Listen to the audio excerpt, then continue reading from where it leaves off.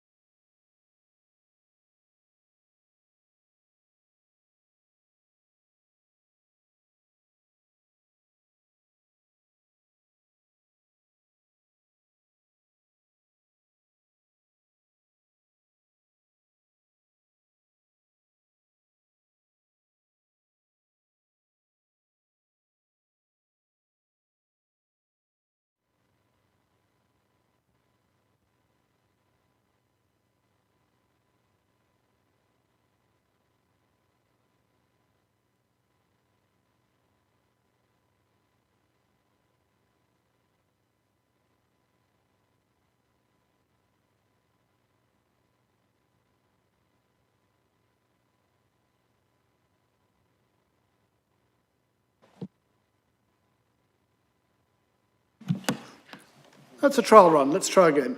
Good morning, everyone. I'm Councillor Peter Fane. Sorry, I have to do it again because we need it for the record. I'm the chair of this committee. I'd like to welcome you to the Joint Development and Management Committee meeting taking place on Wednesday, 15th of October. My apologies that we are starting a little after our 10 a.m. starting time. I think you can hear me twice, can you? Or are we getting over feedback? No, well, I'll continue anyway. I will in a minute roll call members of the committee, but just before then I want to explain that Councillor Thornborough is standing down as a full member of this committee and will be replaced by Councillor Nestor, at which point Councillor Thornborough will become the alternate. However, I have apologies for Councillor Nestor and understand that Councillor Thornborough won't be able to join us until 12. We are, however, quorate, so we will proceed. Do we have any apologies from other members that we're aware of? Right. Can I ask members to just briefly introduce themselves, name, and the fact they're present? I suggest we go around the room rather than worrying whose city and whose district. So if we start at the back row, Martin, may I suggest, I should start with the Vice Chair. We'll start at the front then. Simon. I'm Simon Smith. I'm a City Councillor for Castle Ward. Anna. Thank you, Chair. I'm Councillor Anna Bradnam and I'm a District Councillor for Milton and Waterbeach Ward.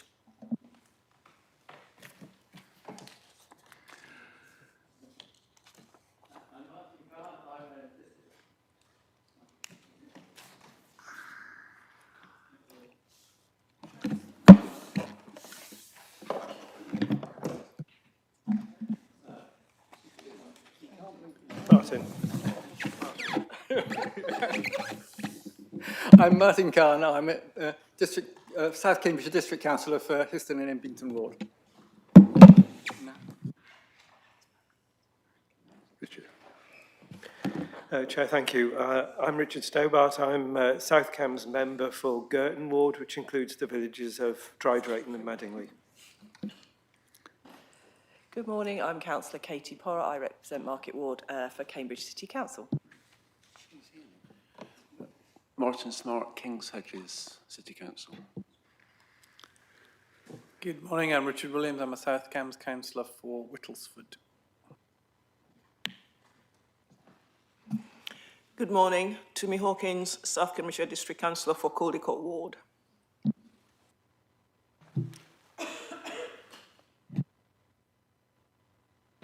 Good morning, Ingrid Flober, representing Trumpington City Council.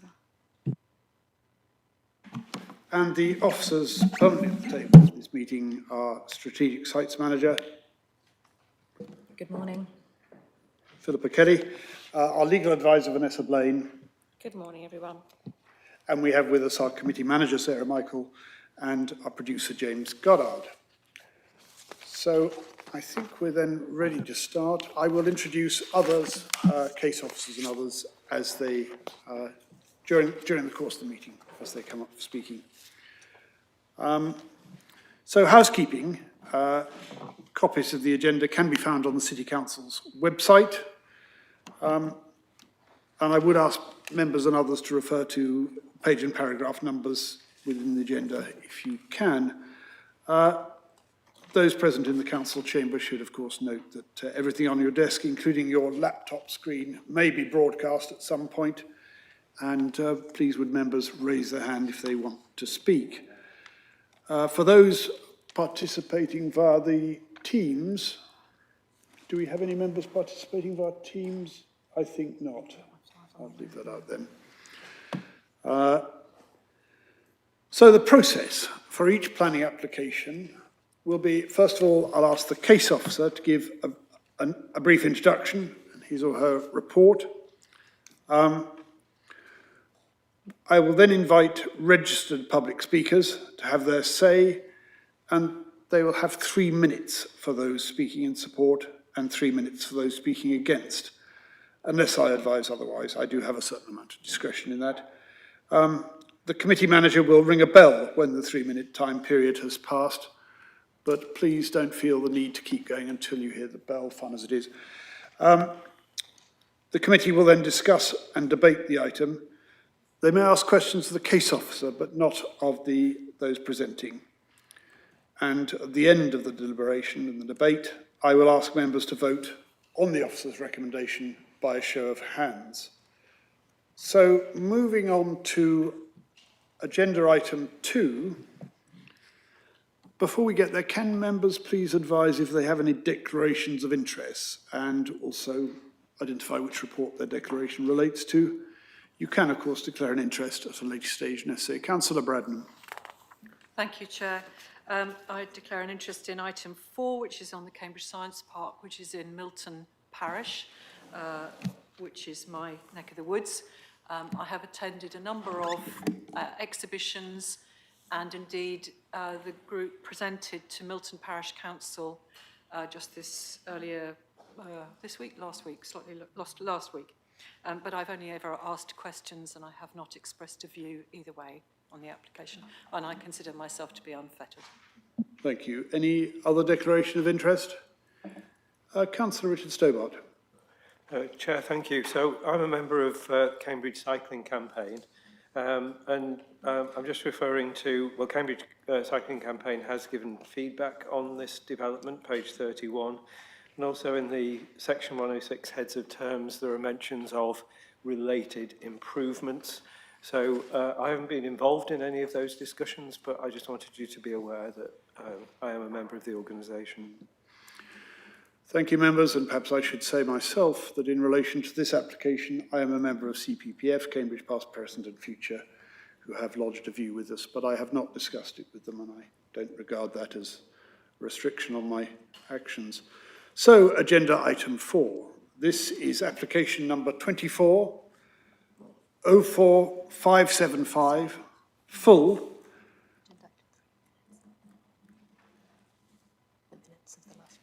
Oh, yes. Before we come to agenda item 4, I'm reminded that we ought to just approve the minutes of the last meeting, which I suppose I should have worked out since it's agenda item 3, usually precedes agenda item 4. Any comments on the accuracy of those minutes, which are before you, starting at page 5?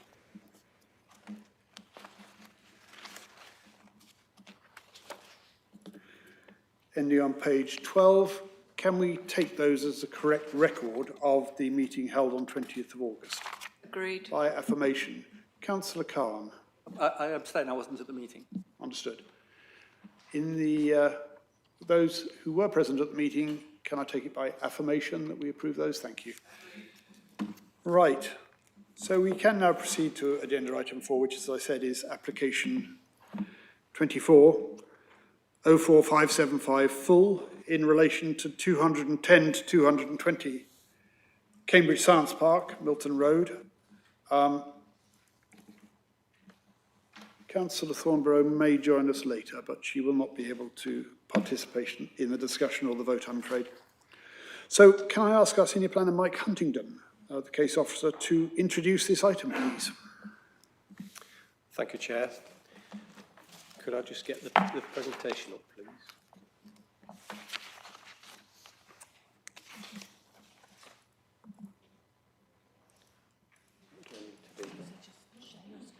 Share my screen. Bear with us a minute. Share screen. I've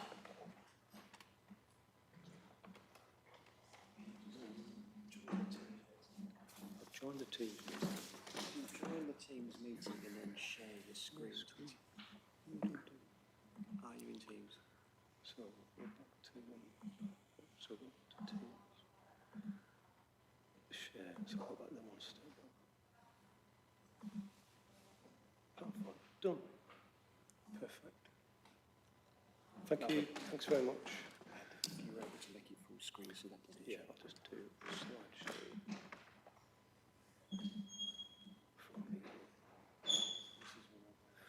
Right. Thank you, Chair. Right. Before we start the presentation, I just want to introduce two colleagues to my left, John Brooks and Tam Parry. John's joined to assist on wider issues relating to Science Park in North East Cambridge, and Tam is here to assist with regards to transport issues if members have any questions. And before I start the presentation, I just want to make members aware of one of the issues in the amendment sheet, and what I want to particularly note for members is Anglian Water's additional information that they've sent to us. It's dated October 2025. It's page 9 and 10 on the amendment sheet, and I want to draw attention to the very last one sentence on the very last paragraph at the very bottom of page 10, where Anglian Water has said, at this time, we are issuing holding objections to new development proposals within the catchment. That's the catchment of the Cowley Road treatment works. However, once a growth scheme has been agreed, we will be recommending a pre-occupation planning condition. Now, in the officer report, there is what is known as a Grampian planning condition to do with foul water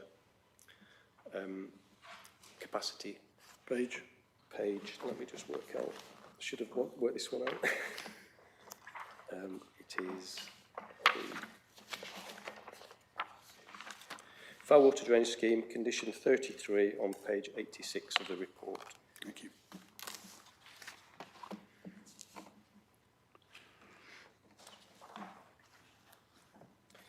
And our judgment as officers, if you refer to page,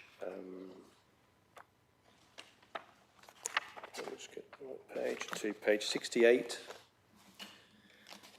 It's a slight typo on the paragraph number, but it's paragraph 18.42 on the officer report.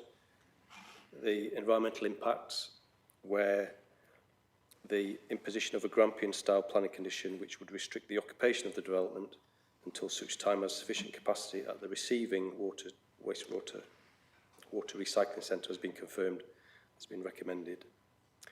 On this basis, officers consider this issue to be neutral in the planning balance, and neither the Environment Agency nor Natural England had raised specific objections.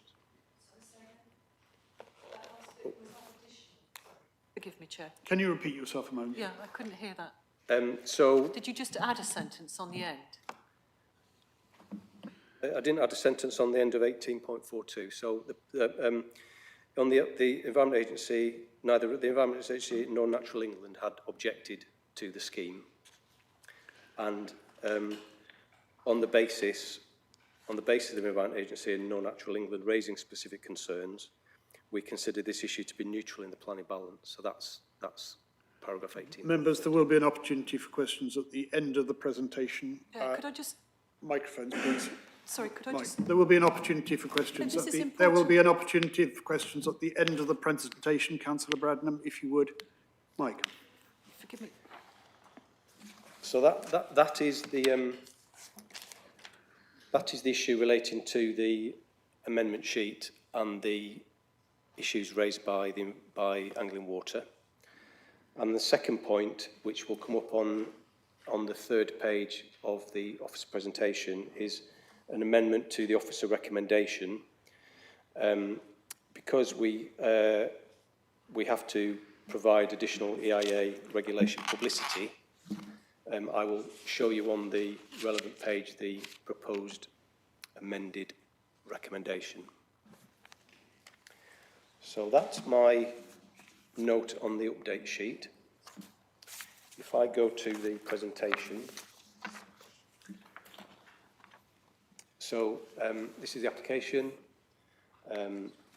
It's 210 to 240 Cambridge Science Park. The applicants have known it as the Fenway, so in some documentation it will be called the Fenway. This is what the application proposes to do. It proposes to demolish the buildings listed and retain one building and redevelop the site with the use classes defined. This is the suggested reworded planning recommendation. So the red text is the new red text, is the new text added to the recommendation. So we have to... Sorry, Mike, you have different sorry. things on different screens. The red text is on the screen behind you, and now it isn't anymore. Look at this gone. screen. I know it's on that one as well. That's Okay, great. sorry. That's Carry fine. on. So the recommendation before you is the proposed amended text, and it relates to the publicity around the application with an EIA site and press notice, which is a 30-day process. And the wording is, in the event that any substantive further issues are raised as a result of the EIA site notice requirement, delegated authority to determine the application is given to the head of planning in consultation with the chair and vice chair of JDNC. So, I suppose Leave that that's- up for a moment, that's if you would. Yeah, okay. Right. Carry on, Mike. Okay, thank you. Thank you, Chair. Right, so going on to the site. This image shows within the science park the precise location of the buildings. The red line goes slightly to the north, to the top left as you see it, because that includes some works to the highway. But the buildings are covered within the red line, as you can see. And this plan is an extract from the applicant's design and access statement, which shows the location of the buildings to be demolished. I've lost my point. No, put it back. Can you see me? There's a slight delay on the... If I may, Chair, there is unfortunately a fault with the screen That's not updating. on my right. The screen that is where I'm pointing on my left is up to date. There is a refresh issue. I'm afraid if people want to see what the planner is speaking to, could you move so you can see the screen if you wish to see anything? I'll take the microphone from this way. Right, so this plan shows the, if actually I'll move my laptop.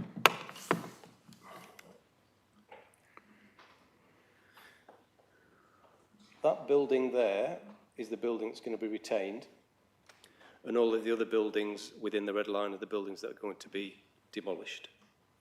And you can see that the site is almost in the dead centre of the science park, with water features to the south-southwest and a small water feature in the centre of the site. This is a more detailed plan just showing the road network and shows the A14, the Milton Road junction, the Milton Road itself and the guided busway. And on the guided busway you can see the guided bus stop there and the other guided bus stop up there, and then other bus stops on Milton Road. And then just off the screen there is the Cambridge North Railway Station, just off the screen on the bottom south-east corner, bottom right corner. Right, so we've established where the site is. So now we're talking about the principle of development. So we have one key policy in the, let's come back.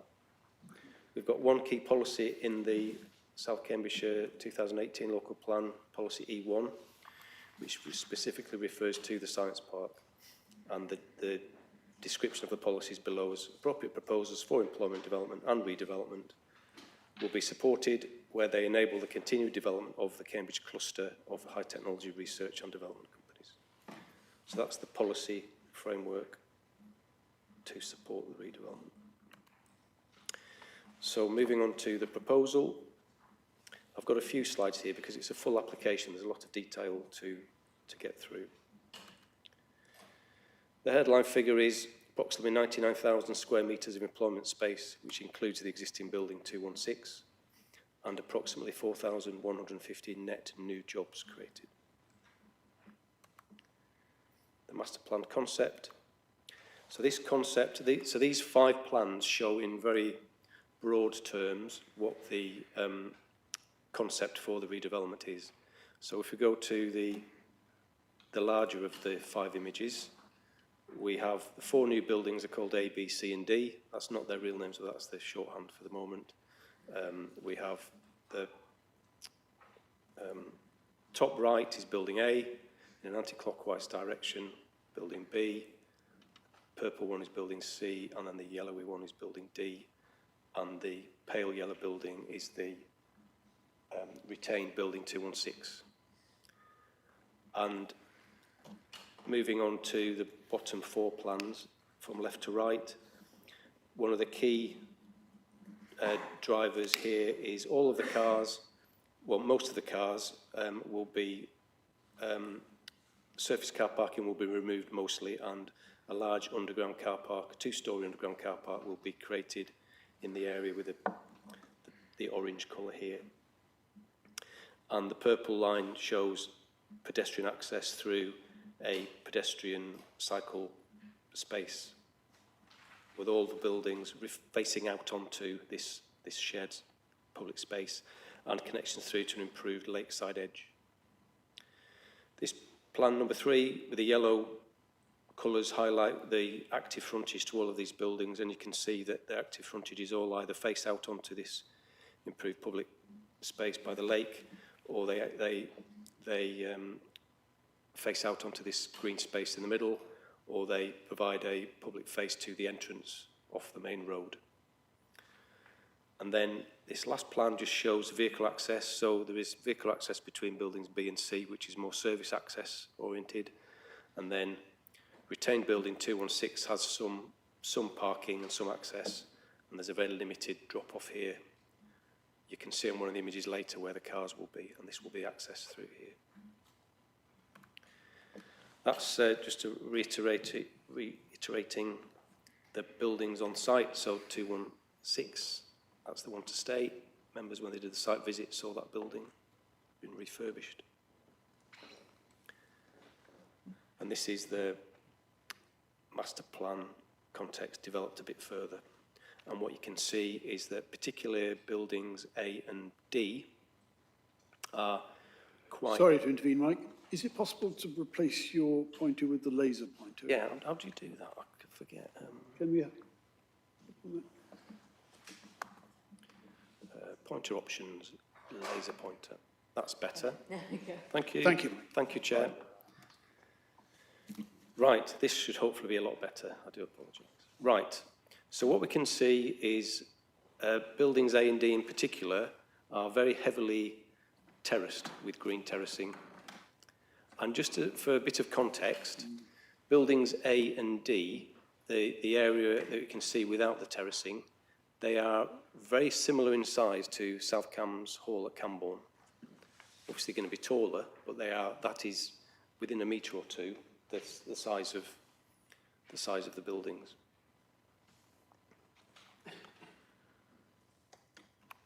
And this plan is in a bit more detail showing these terraces and shows how very little car parking there is. It is very much on the edge here to serve 216, and very much a little service area here. The way into the underground car park is just there.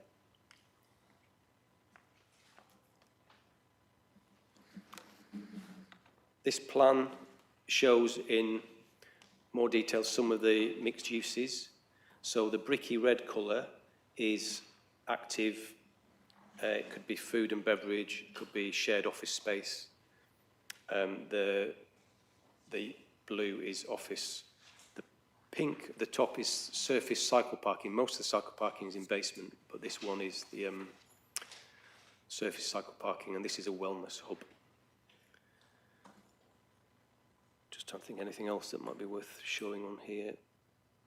And these beigey colours are the open, the main ways in. So that's the main way in, that's the main way in, that's the main way in, and that's the main way in. Public realm. So going back to that plan, these plans just showing a bit more detail of the public realm, because this is such a crucial part of what the applicant is proposing, that where all the spaces between the buildings are pedestrian dominated. So this is the main entrance from the north. So if people are driving or being dropped off or cycling in from the north, this is the way they will come in. Cycling in here, cycling in there. This is as you progress through between buildings A and B, going towards the centre where currently there's that lake or that pond. Sorry, lake is probably describing it too grandly. It's a pond that looks quite dark. And then that's the centre of that space where there currently is the water feature. So there's a very generous space framed by these buildings. And then this is the area by the lakeside that's being improved, and people will have more of a relationship with the lake with seating areas and things like that.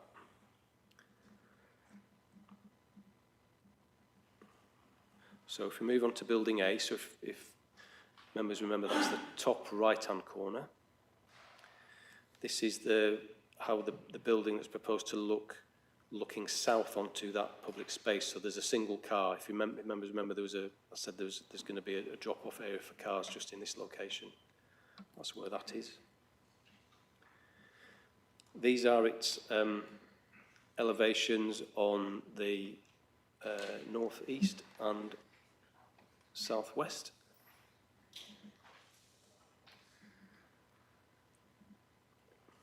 And this elevation is on the west, and that faces onto building B. So a lot of this elevation isn't visible to anyone really, other than if you're in the office building B looking out.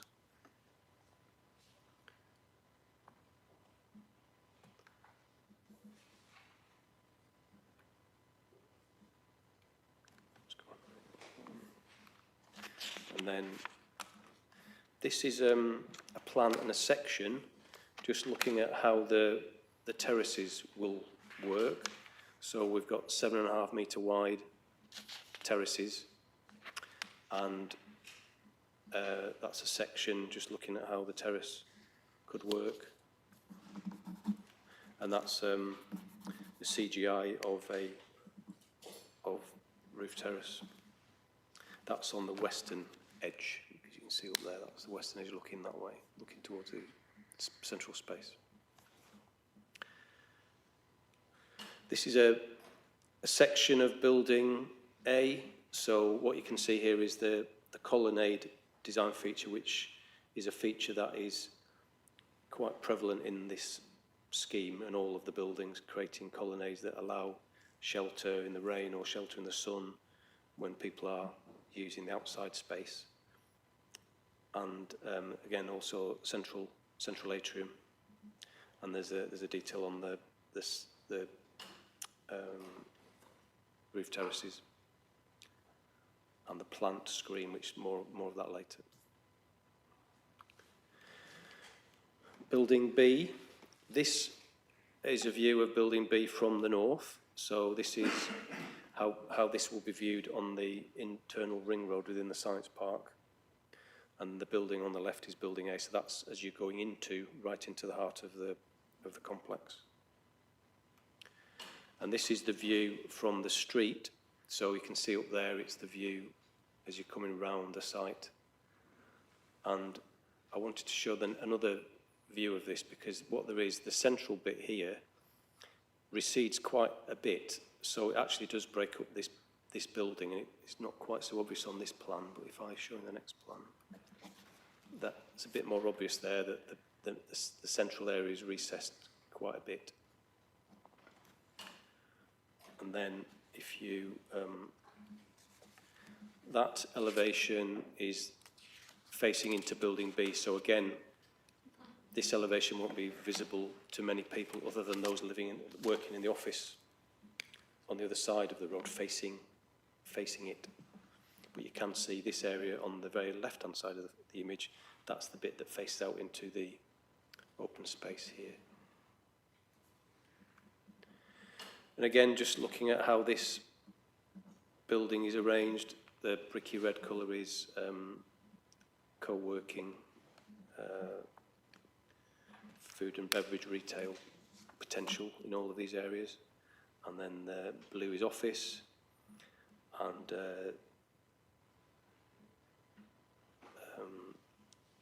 that's the wellness hub.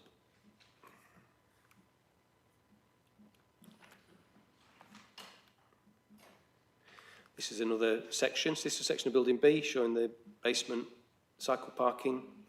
And again, it just shows a bit more about the inset on that western edge between breaking up the mass of the building. And again, shows the colonnade on the right-hand side of the image. Building C. This is a slightly taller building facing out onto the lake edge, right in the middle of the science park. This one, you can see the terracing on the side of the lake, which I showed you on the layout plan. This is an image from the southwest corner where cyclists come into the underground cycle store, and you can see the central space on the right-hand side of the image. And this is the southeast corner, which has a bit more prominence with all of this public open space to the right of the image. So this is all active development on these two sides. These are two elevations, because it's a square building, the elevations are, the size of each of the elevations is very similar. There's a cutout on the southwest corner, and there's a cutout on the southeast corner.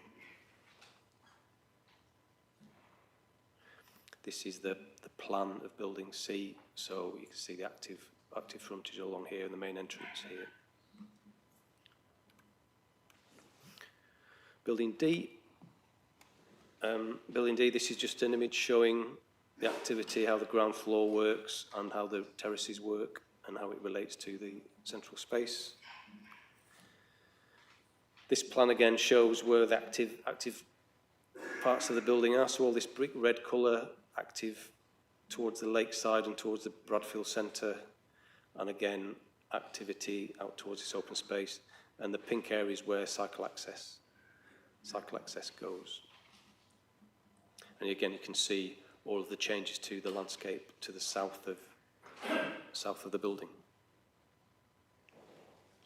This is a plan and section of this building, again showing the 7.2 metre wide terraces.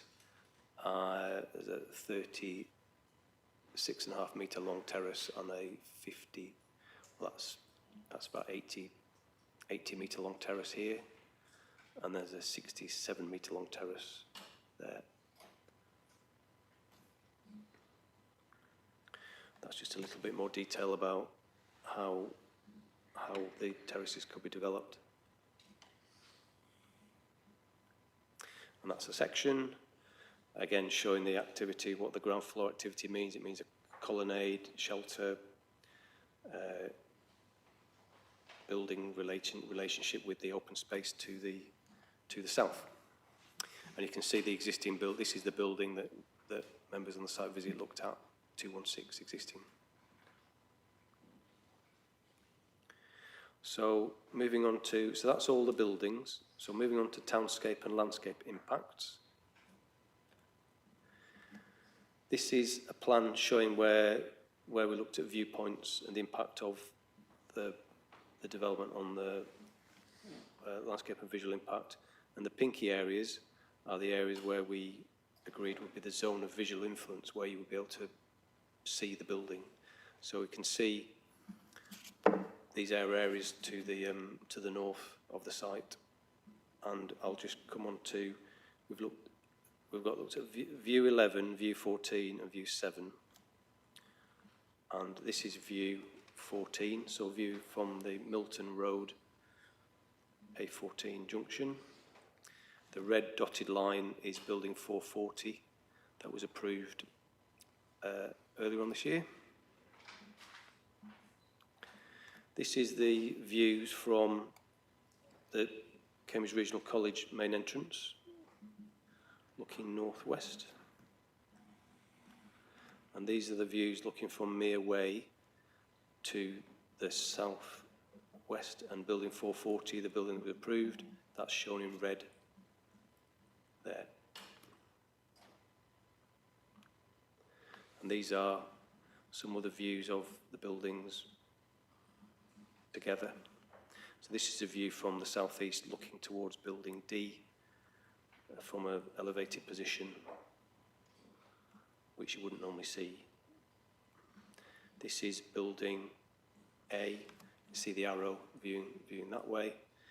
One of the things that we talked about, looking at materiality, which I'll come on to later, is changing the materials of some of the colours of the buildings. So this building will take on more of a greeny hue to blend itself in a bit more with the landscape.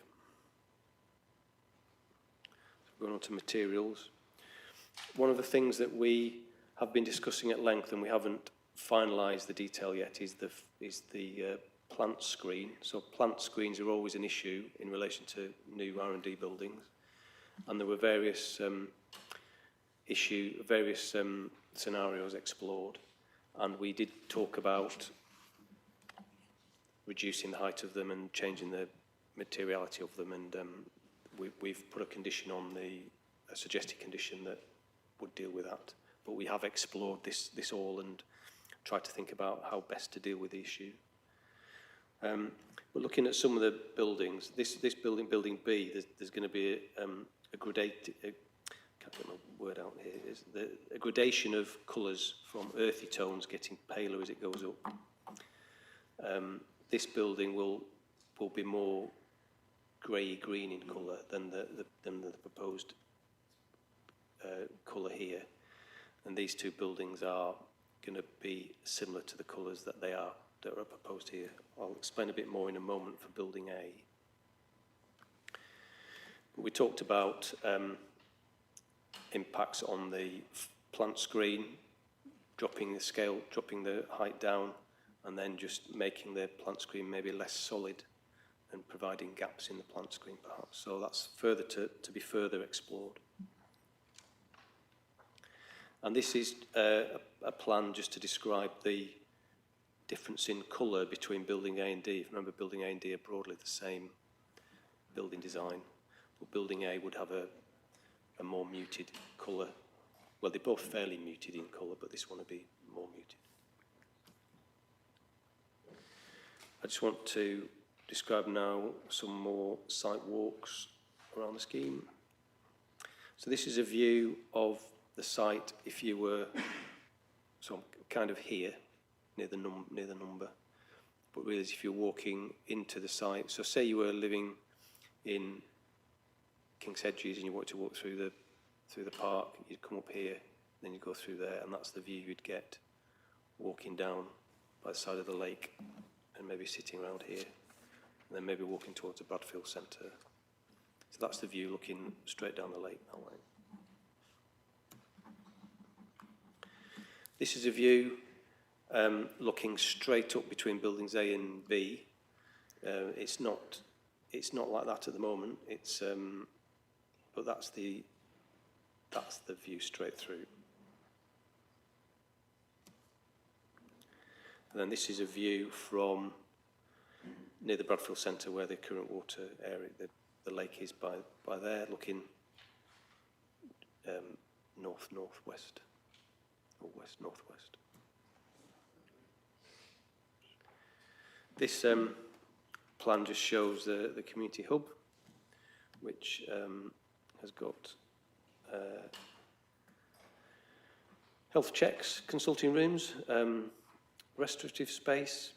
It's got a yoga facility. So that's quite an interesting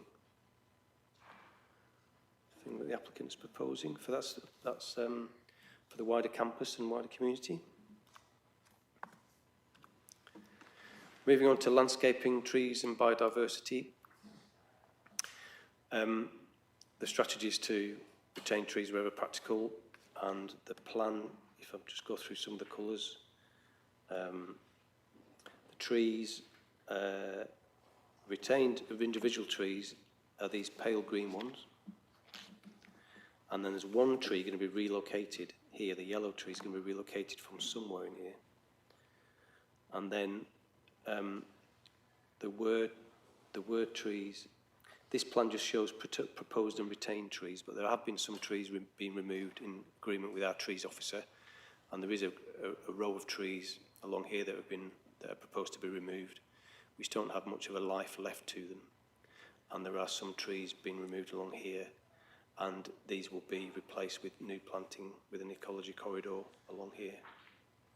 And the dark green is proposed individual trees. There's a lot of trees being planted, and there's quite a few trees being retained. And in terms of biodiversity, there is a biodiversity net gain score of 29, or just under 29%, which is in excess of the Environment Act requirement of 10% and also the proposed NECAP requirement of 20%. So biodiversity net gain is... Sorry, Mike, NECAP? NECAP, sorry, the North East Cambridge Area Action Plan, which is the, it's not yet policy, but it's, it has a 20% was written in. So it's in excess of both requirements. And this page just describes the proposal for a green roof on Building A. Building A and D will both have green facade sections. And this is just demonstrates how they're proposing to do this, but there will be a proposed condition that will seek more detail on that. This is just another nice image of the lakeside edge, just how the terraces might work. Right, moving on to carbon reduction, sustainable design and potable water use.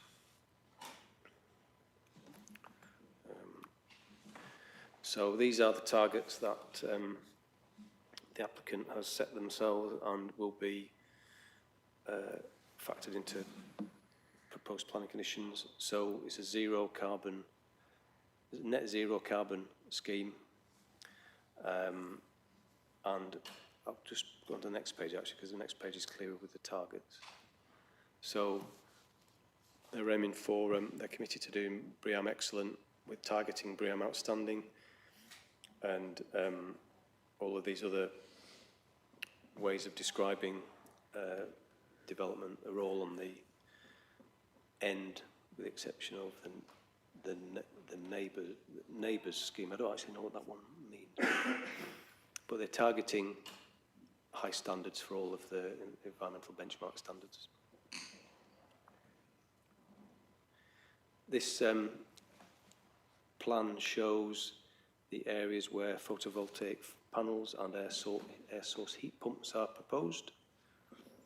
So the scheme is going to be, from my understanding, I think it's all electric. Yeah.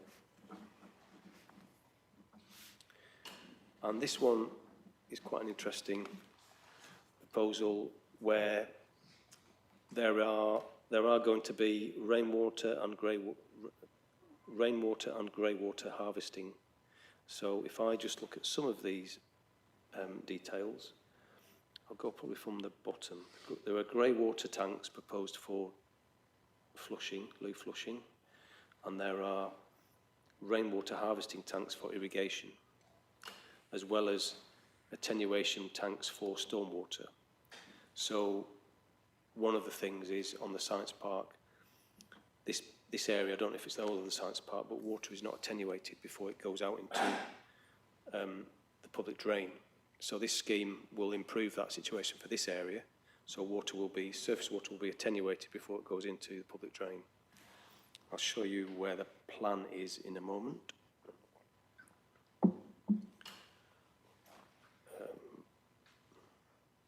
This is one of the plans. So this really demonstrates how surface water will be attenuated.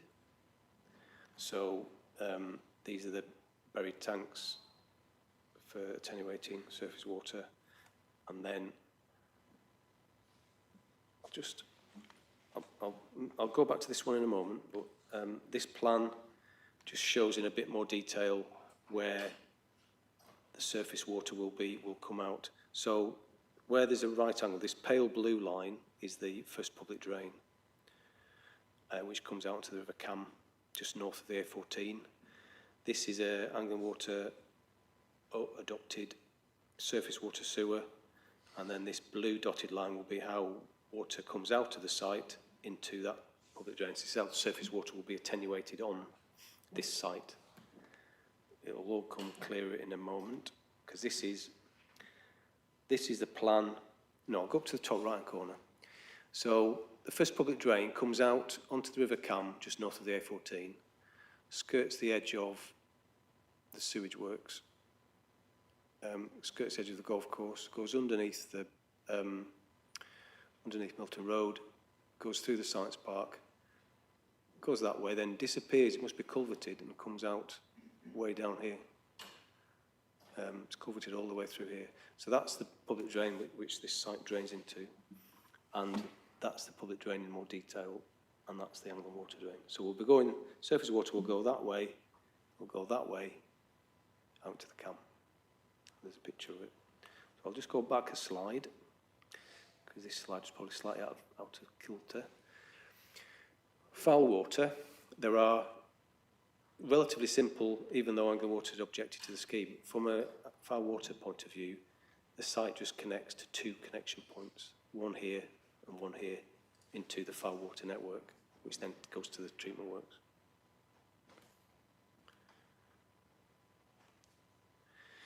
The next section I just want to share with you is about road safety, transport impacts, accessibility, cycle and car parking provision. So this plan shows how you get to the site by various means. Doesn't quite, again, show where the railway station is, but the railway station is just down here. It doesn't also show where the proposed Waterbeach to Cambridge park and ride scheme will be, because that will, if that gets approved, that will be coming down here, busway. What I just want to share with you, so we've got the guided busway along here, 2 stops, 1 stop here, which is with an improved entrance, improved by the Science Park, and then this is the other entrance, not quite so grand. And then there's existing cycle route along here. The dark blue, thicker line is the proposed dedicated cycle route to serve the Science Park, to serve this building from there. We've also got existing bits and pieces of cycle path. This pale blue one here is an existing cycle path. So there will obviously need to be a strategy in the future about connecting some of these. We've also got the potential future pedestrian routes along here, and in dark green is the existing pedestrian route. So if I were a pedestrian coming from, say, the railway station, I'd cross over here, go straight through here, then come out past the Bradfield Centre into this public realm. And if I were coming this way from King's Hedges or further afield, I'd walk this way, I'd follow the path and then go through the green space to these places. A bit more detail. This plan just describes how accessible the site is with level access to buildings, accessible play spaces, and if necessary, vehicular access, drop off in close proximity to building entrances if there's disabled access required. But it's a car-free central landscape.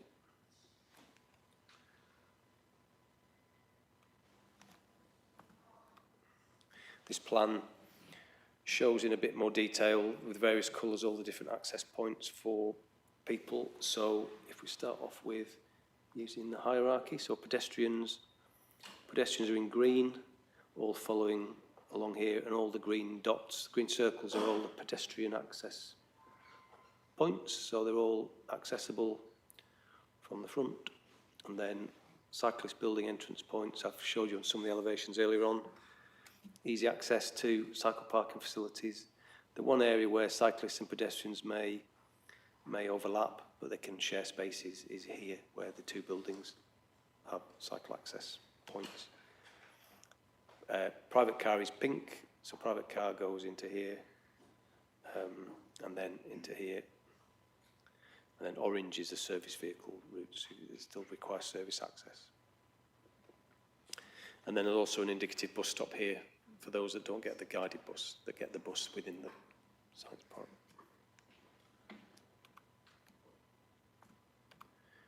This is just another, more of a schematic plan showing all those routes. So they all say this, show the same thing, but in a more schematic way. This talks about other types of cycle connections. So we've got the blue bit is a cycle to the buildings. We've also got these visitor cycle parking spaces, and then we've got e-scooter parking, and we've got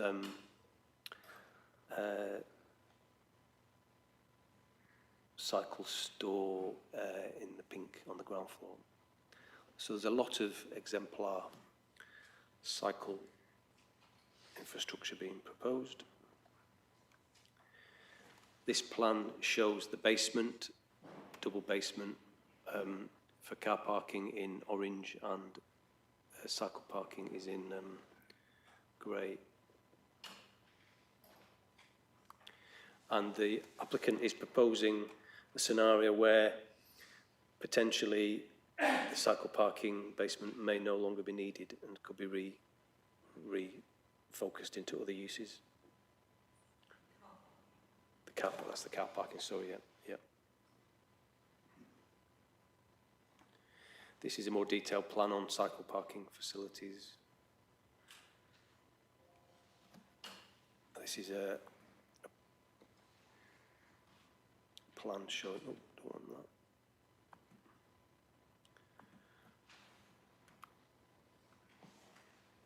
That's an image just showing how the way into the bike store for building B. Last couple of slides. Transport planning obligations. So I've tried not to put too much more images and plans, but here there's a few words and figures. So in terms of transport obligations, there are TAM has, or the County Council have asked for a series of transport obligations relating to strategic or internal scenarios, and these are the detailed strategic transport contributions. So we've got the Waterbeach to Cambridge bus corridor, the Waterbeach Greenway, the St Ives Greenway, bus improvements for Cambridge, Chisholm Trail, because Chisholm Trail hasn't been completed yet, Milton Road corridor, additional 1,000 park and ride spaces for Cambridge, parking zones in the surrounding area, and then this next one is about internal and local schemes. So internally, there is I showed you on a previous plan, the cycle path that will be netted off the Section 106 contribution.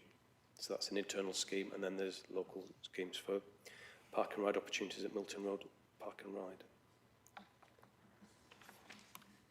That's it. Thank you, Mike. Now we have an opportunity for questions from members. I know that Councillor Bradnam and Councillor Smart would like to ask questions, and I see Councillor Stobart, Councillor Porra, Councillor Richard Williams, Councillor... everybody. I might have one or two myself. Councillor Bradnam. Thank you very much, Chair, and thank you for your presentation, Mike. Very helpful. So just the point that I apologise for interrupting you earlier on. When you raised the issue about page 68, I just wanted to check, you referred to paragraph 18.42, and I'm not sure if I misheard you. That is the right place for it, between 25.14 and 25.15, is it? It's just been taken away from another location. Thank you. Thank you, Councillor Bradnam. Yes, it is the number, the paragraph number is a typo. We moved it from one area of the committee report. So it's effectively 25.14A, as it were? Yes, that's correct. Right, so I have a number of questions. Chair, how would you like me to ask these, just to give a series of questions, or pause after 2 or 3, or? Perhaps no more than 3 questions at a time. We may reduce that number if it gets complicated. Okay, so most of them are not terribly complicated. So first one is, the visual looked as if the terrace to the lake was sloping and possibly made of wood, and that concerns me in terms of slipperiness. Can we just be reassured that the rainwater harvesting and storage will be the responsibility of the site managers to manage long term, to make sure that it continues to work after first installation? And on the table that you provided of mitigation for displacement parking, you referred to new controlled parking zones in surrounding area, a sum of £40,257. And I wanted to check how far that surrounding area stretches. Because does it go, for example, as far as Milton? And I ask that because Milton already has parking for people who work on the science park. So I'll leave it at, the only other one, which is probably quite straightforward, is emergency vehicle route into the site to building D. Will that also be a delivery route? And is there access for emergency vehicles into that core of this triangular site? Thank you. Mike, I think that's 4 questions for you.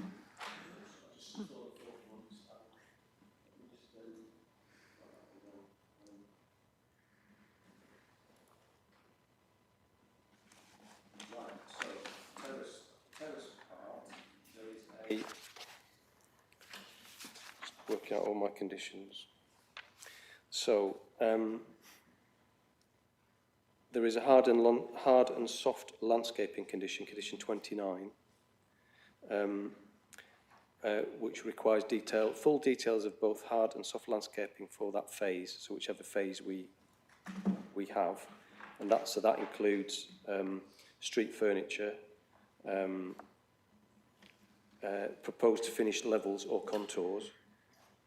So that area will be covered within the landscape condition, unless you want to clarify, just because it doesn't actually say terraces. That refers to in the interest of visual amenity, and I'm just a little bit concerned about this sort of slipperiness and safety of a terrace. Yep. So we could add. Unless there's somewhere else.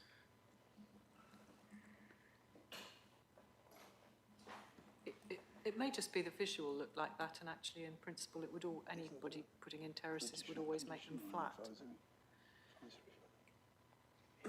We could add terraces as part of the hard landscaping details. Yes. And we could also, for the reason, could be in the interest of visual amenity and the accessibility. Yes. And accessibility. Just for clarity, members, I think we might possibly be considering an advisory in relation to that.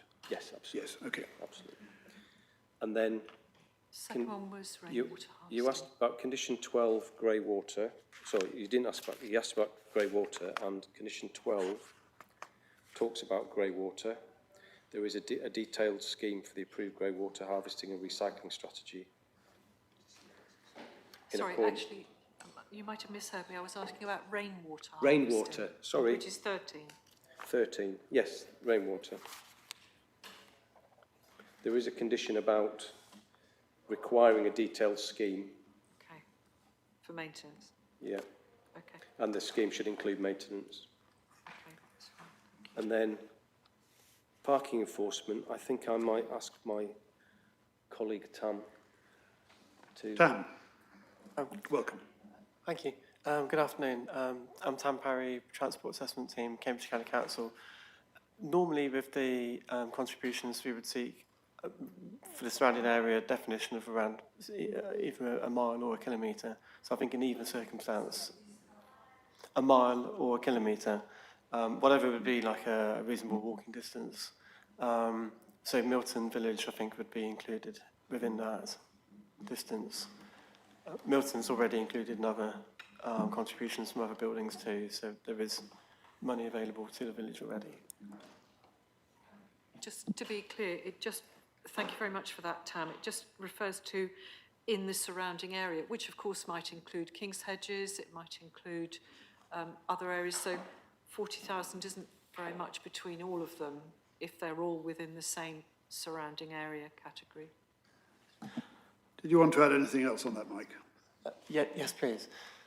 So this building is, the way that the contributions to the schemes has been derived is looking at the proportion from this building that they reasonably could make to an overall scheme.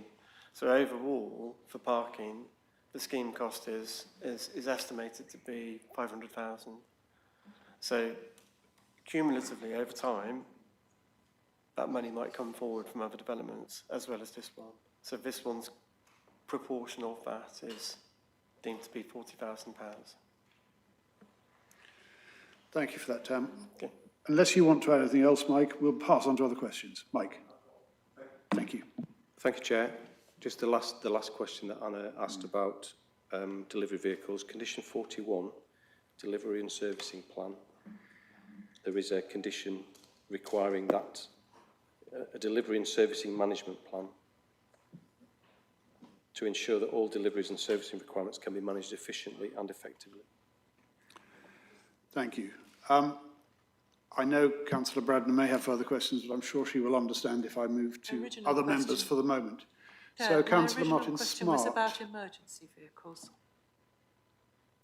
Is that covered by 41? Through your Chair, that's not covered through there, but it could easily be if members think it would be necessary at the time. Advisory for emergency vehicles. We're only into points of clarification. We are into points of clarification, that's right. Points of clarification. Councillor Martin Smart. Indeed, Chair, clarification. So I had my point of clarification ready.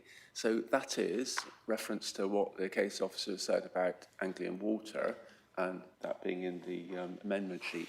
Are Anglian Water here today? They're not, Councillor Smart, no.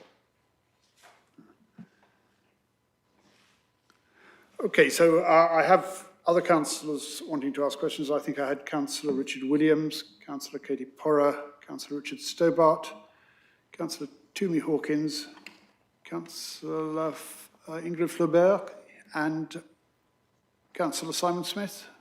Yes, that'll keep us busy for the moment. Councillor Richard Williams. Thank you, Chair. Sticking to the same topic, actually. It's really a point of clarification about the reasonableness of the condition that we've been directed to. So that the letter that the case officer referred us to, page 9 and 10, actually shows that Cambridge Anglian Water, is claiming to have been exceeding capacity at the sewage works for the last 5 years, which we'd never been told about before, and they haven't objected to things before that. The Honey Hill move only got permission in March. So why, given that they weren't objecting last year, how much weight should we put on their objections this year? Because literally nothing has changed. Through you, Chair, can I come back on I'm that? going to ask Philippa Kelly to comment on that. Thank you, Chair. So members will note that Anglian Water have raised a holding objection in respect to this planning application until such time as there are plans to increase capacity at the existing Cambridge Water Recycling Centre, which the foul water flows from this development would feed into, until there is a plan to increase capacity at that water recycling centre. Now, the evidence by way of the recently received statement from Anglian Water, dated October 2025, is an update to their position, and it does confirm that there is a known existing risk of harm to the water environment caused by discharge exceeding permit allowances, and this is an updated position on Anglian Water. Anglian Water does make clear that there is an intention to resolve that impact through joint working with DEFRA and the Cambridge Water Scarcity Group to ensure that future plans to enhance capacity will make sure that current and future growth is addressed. So we give that due regard and weight in our decision-making process. Thank you, Chair. Thank you. I'm not going to ask Councillor Williams to follow that up. Councillor Porra. Oh, can I just say, welcome to see Councillor Thornborough here. I'm sure Councillor Thornborough knows all the rules about what she can say or participate in. Councillor Katie Porra. Thank you very much, Chair. So in terms of clarification, could the officer just go back and talk about, so cargo bikes, car club spaces and disabled car parking? Because I don't think we touched on those. And also, I'd like to ask whether he'd include in condition 22, which is a car park management plan, actually reference to those, because I think if the motorcycle share is 33%, we need lots of cargo bikes. And also just be keen to make sure that, well, you don't need to show me, but just that you're satisfied that there are enough disabled parking spaces. I also just wanted to question, do we have any kind of phasing conditions for the community functions, as in so that they don't come forward last? I mean, I'm assuming as they're ground floor, that's probably not the case. But, and finally, for condition 16, which is commercial water metering, which is obviously very welcome, we have had conditions previously where I think we've asked the LPA to be able to request that so that we can look at the data, not only to make sure it's working, but also to use that to look at new sites to see how we can improve it. So there's just really two questions, condition 22 and condition 16, plus the phasing of the community functions. Thank you.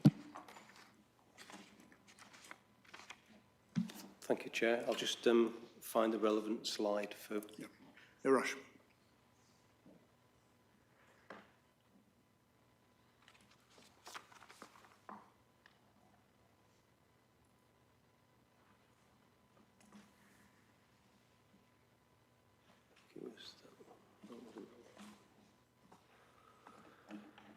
That one. Slideshow.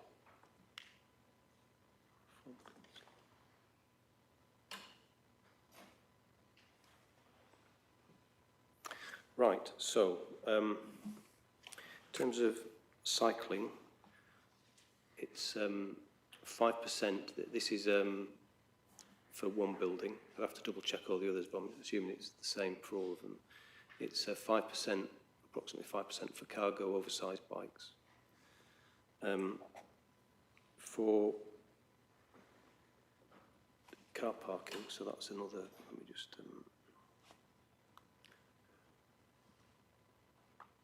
that one. So there are accessible car parking spaces shown. I can't remember what the percentage is, but there are accessible car parking spaces near to, clustered around lifts and pedestrian exit points.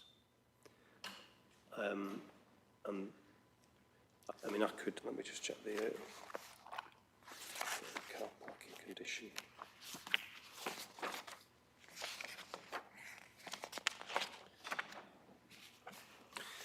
There is a, before I get to that one, as I'm going through the planning condition, proposed planning conditions, there is a condition 6, which is a phasing plan on page 73.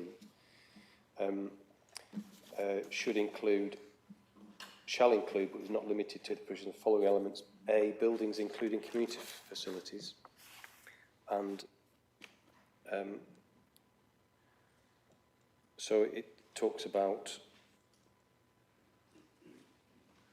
I mean, it talks about things being phased to include community facilities in that phasing. It doesn't say whether those community facilities should be the first things, but it subject to later debate, it could clarify those points.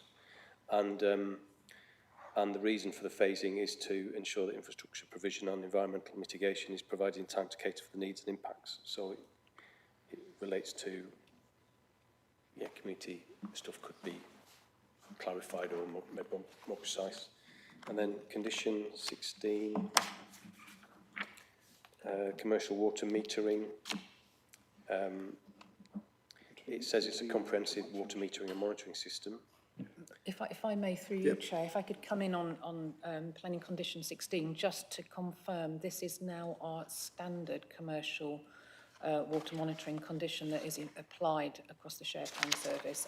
Councillor Porra may have been aware of previously worded, more bespoke style conditions that JDMC might have required in the past, but our standard condition before you, under 16, doesn't include the requirement to more widely share the information. So I hope that clarifies that point.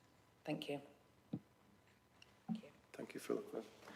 And then condition 22 talks about a car parking management strategy, which needs to include details about car sharing and things like that. So that it's for it can be for either any building or the whole or all of the buildings, but it's worded in such a way that requires car sharing plots to be allocated. Is that clear, Councillor Porra? Yes, I don't know whether you want me to come back and formally move some changes to them when we do the debate. Is that how we... Or Do so that I in the just debate, wanted to include reference to cargo bikes, car club, rather than car sharing, and to say, and just in that condition, so it's very clear that that was picked up. But I can do that later if you Councillor, prefer. if you would come back to that in debate later, thank you. Councillor Richard Stobart. Chair, thank you. So I had three things, respectively cycling, public art and science, and a question about overheating. So first of all, cycling. You know, Science Park historically has been very nice internally, but very difficult to get into and out of. And I think that's reflected in the CamCycle comments. Now, I just want to ask two questions in regard to that. The Section 106 provision, will that address those access points? So crossing Milton Road, for example, from Cambridge North and the Waterbeach Greenway, trying to get onto the guided busway path from the Mereway is dodgy. You know, it's things like that where the flows will increase and we want to ensure safety. And the other factor in play is the speed differential that we're seeing between regular bikes and electric bikes, for example. And then one question about the orbital road. Will the cycle route that follows that orbital road, will that be separated from car traffic? In general, on public art, there are a couple of sections, page 40 and page 64. So comments around, if you will, employment and skills, but then later, section 23, I think under public art, the science trail. So there's a whole series of what appear to be quite diffuse, slightly connected features of the development, but it would be nice to feel that there was a common governance process that would lead this whole thing forward, and maybe with the ideal of putting this on the school, not just the school visit map, but the tourist visit map as well. So question around governance of that process and making it deliver. And then my third question was just simply, are we satisfied that all these very impressive environmental credentials do actually meet a sensible overheating target, particularly given in the life of this development, we're going to soar above 2 degrees. And that is really critical, I think, to the usage of these buildings. Thank you. Mike, before you reply, we are in questions of clarification, so you may not want to go into the full detail on those matters. Thank you, Chair. I'm just thinking about, bearing that in mind, Tam, would you like to answer the question about cycling into the site, and will the Section 106 address the crossing of Milton Road? Is that okay? Tam.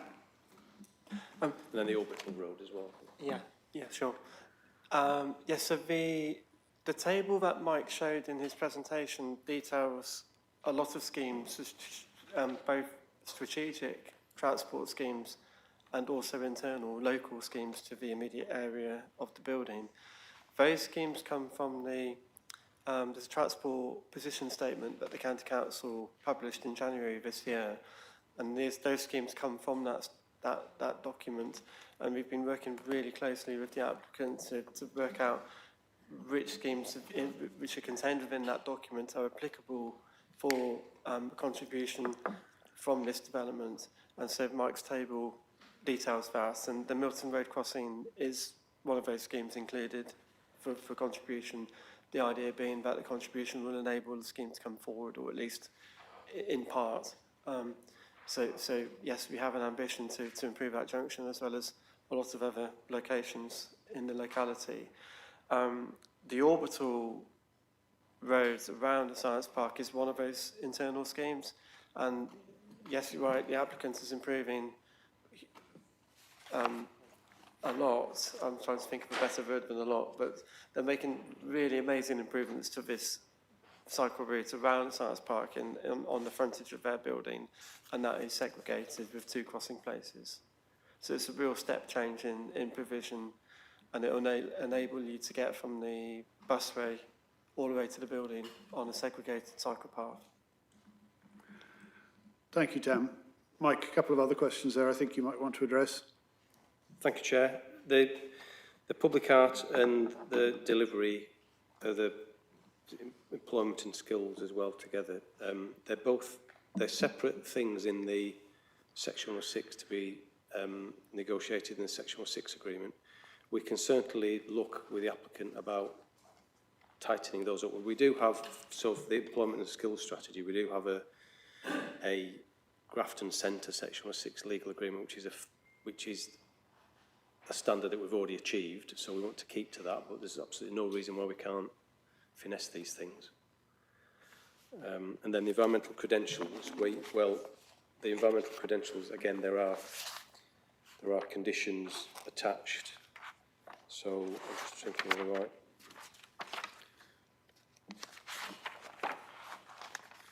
I don't know them all off by heart, these. There's only 11? 41 of them. But there is a sustainability. There are several sustainability type conditions attached which require the applicant to submit things, and there will be obviously the highest standards that we as a local authority can ask for. Think of the right sustainability strategy. Again, there is a sustainability strategy which talks about specific things: EPCA, A rating, BREEAM Excellent, and BREEAM WATO 1 credits. So we've explicitly stated those. It's whether any other standards want to be highlighted. Thank you, Mike. I have now Councillor Hawkins, Councillor Flaubert, Councillor Smith, Councillor Khan, and then I know that Councillor Smart wants to come back with a further question. So, Councillor Hawkins. Thank you, Chair. I'll keep mine very quick, and it's just one. In the revised planning condition, we have a reference to, towards the end where it says, item B, there is sufficient on-site alternative to deal with the foul flows from that building, i.e. the last sentence. Page? Oh, sorry, page 3 of the amendment, whatever you call it. But I've read through the documentation, but I don't see that there's been any reference at all from the applicant as to what that alternative option might be to deal with foul flows. They haven't made any reference that I can see. Has it been discussed? Have they provided it? Thank you. I think Philippa Kelly would like to comment on this. Thank you, Chair. So the additional planning condition that you've referred to, Councillor Hawkins, is what has been agreed between the local planning authority and the applicant. It requires those details. Those details are not part of the submission. That would be information that would be forthcoming at a later date. So we don't have that information as part of the application before us. Hope that clarifies the position. Councillor Flaubert. Thank you, Chair. I have one question. Well, it's not a question, but I would like the officer to please share details of the mobility hub that is referred in page 40. Thank you.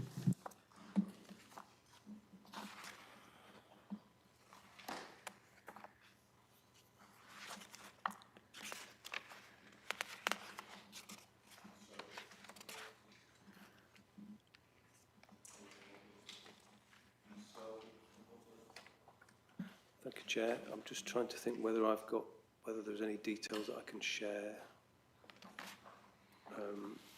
on these plans. I would have to.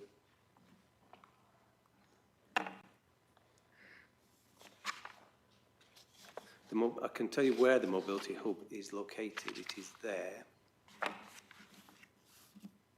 Oh, on that, yeah, you can see. So I've lost my pointer option. Come back to laser pointer. There you go.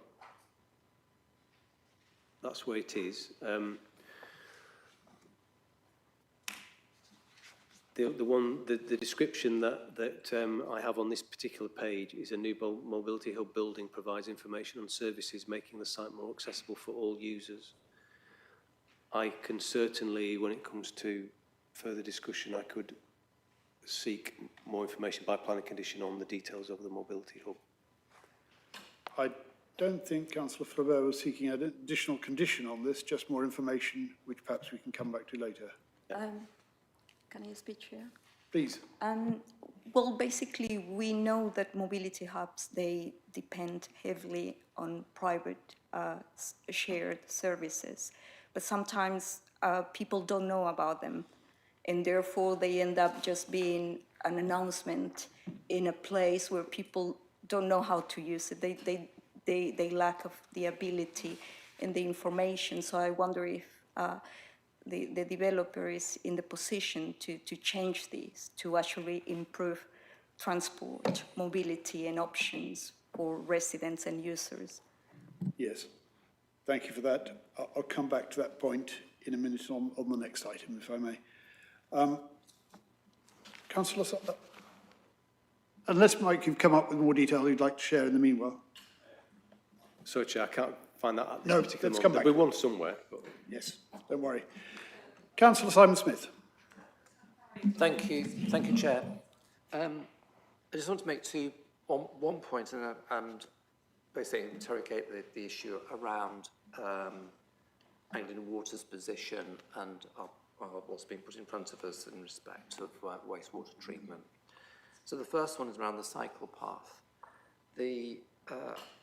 As I went on the site visit, I travelled there by cycle and found that the cycle path and provision is wholly inadequate for the whole of the science park, and particularly a development that's going to have so many cycle parking spaces, and it's good that there's going to be an investment in the orbital cycle path, but going across the development via the science centre is wholly inadequate, and it would be really good if the part of the funding that's been allocated to the orbital route could deal with that cross route, because it's convenient for people who are coming from the direction of King's Hedges. So that's that particular point.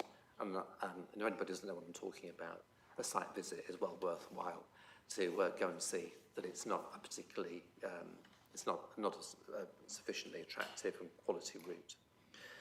So I have an unrecognised, unprotected characteristic, which is I'm northern, and I'm easily confused by gobbledygook. And what I want to just clarify is that until we had the ministerial announcement about Hartree being not funded, it's been okay for more development to be permitted. Now, I'm assuming that was because Anglian Water had a plan to increase the capacity. And I think this is the question that my esteemed colleague, Councillor Williams, is trying to explore. But now that's being cancelled, there isn't a plan, and therefore Anglian Water stopping or basically saying no more development. But then they go on to say, first of all, in the committee report, it says that 1812 and 1813, this position will continue until alternative plans to increase capacity at the existing waste recycling centre to deal with wastewater from growth are confirmed. And it then goes on to say that that will be confirmed in June next year, which is the plan. But in their letter, and it's the last paragraph of their letter at page 10, they say the inclusion of condition will be essential to safeguard the water environment and maintain water quality standards until the waste recycling capacity is delivered. And that's materially different from what's in the report. And it's also materially different from what's been going on before, which was it was okay to allow development because we have a plan to deal with the capacity. No matter that we're polluting the river in the meantime, we've got a plan. So where are we at? Can we just have clarification of that? Because I think what we really mean is when they've got a plan, it's going to be okay to allow development. So I just wanted clarification at that point. You can understand my northernness here, my confusion. Thank you. Right, well, I'm going to ask Philip Kelly to answer that on behalf of Northerners and the rest of us. Thank you, and I will try and explain this as simply as I can. Okay, so Anglian Water have indeed changed their position since the ministerial statement with regard to the removal of funds to support the relocation of the Cambridge Waste Recycling Centre. So that was an August 2025 decision. And following that, they have changed their position with regard to this planning application. And their advice is now that officers should pause determination until such time as there is a plan in place for enhancing capacity at the existing water recycling centre. Now, the October 2025 statement, which Councillor Smith referred to, which is on the amendment sheet which has been shared with you as an appendix, I would like to draw your attention to that last paragraph on the second page, because I think what is key is the first part of the last paragraph. At this time, we are issuing holding objections to new development proposals within the catchment. However, once a growth scheme has been agreed, we will be recommending a pre-occupation planning condition. And indeed, the recommendation of a pre-occupation planning condition was their position up until such time as the ministerial statement in August 2025. I just wanted to also elaborate, and these points are expanded upon in the officer report to committee, but the Anglian Water doesn't have the statutory powers to raise a holding objection, and the local planning authority does not consider it reasonable to delay decision-making until such time as there is a plan in place. And for the various reasons that are set out in the officer report to committee from para 18.37, and with the additional evidence that's come forward this week, officers are of the view that it would be reasonable and appropriate to recommend the planning condition which restricts the occupation of the development until that plan has been agreed. So I hope that clarifies the position for Councillor Smith and everyone. Thank you. I'm going to complete the current round of questioning before I come back to those who've already asked questions, if I may. So, yes, I've noted it. Thank you. Councillor Martin Khan. The problem here is, of course, increase of flows, increase of impact of the level pressure on the system. I just wanted to clarify and confirm that the situation on the existing site before development in terms of foul water flows. Is it a combined foul and surface water sewer, or are they separate? I assume they're separate, but I wanted to confirm that, to clarify whether there is a position regarding that. Or whether or whether they are separate as is proposed in the new system. Can I respond to that? So, yeah, please. in response, my understanding it's a combined foul network, and you will see on page 53 of your hard copy of the agenda, or paragraph 18.25, there is a table, table 6, and that does indeed show the existing site flows and the proposed site flows. So essentially, we have an increase in, I think from recollection, around 30,000 litres a day net increase in flow arising from the proposed development. Thank you. Yeah. But that's foul water flow, or? That is... The important thing is that they're not mixed. That's the point, whether they're mixed or not. That is domestic flow rates, as Table 6 refers to. Domestic flow rates, okay. Sorry, this Right. is water demand. I'm sorry, Councillor Bradnam? It refers to water demand. We can't hear you well at your microphone. It refers to water demand. Okay, that's In other helpful. words, that's, I mean, obviously it has to go out at the other end, but it's to water demand, not foul. Now, there are a number of councillors, 3 councillors who want to come back again, but before they do so, I'm going to just ask one point myself. You showed some very helpful LVIAs earlier on. It wasn't clear to me on all of those which was building C, which is the market building, which I think is significantly higher than the others. And I wanted to focus, if I may, on the plant on the roof, that is the plant, the mechanical plant and the screening, if you're able to show that in an LVIA for us. Thank you, Chair. For this view, building C is not visible unless it's hidden behind.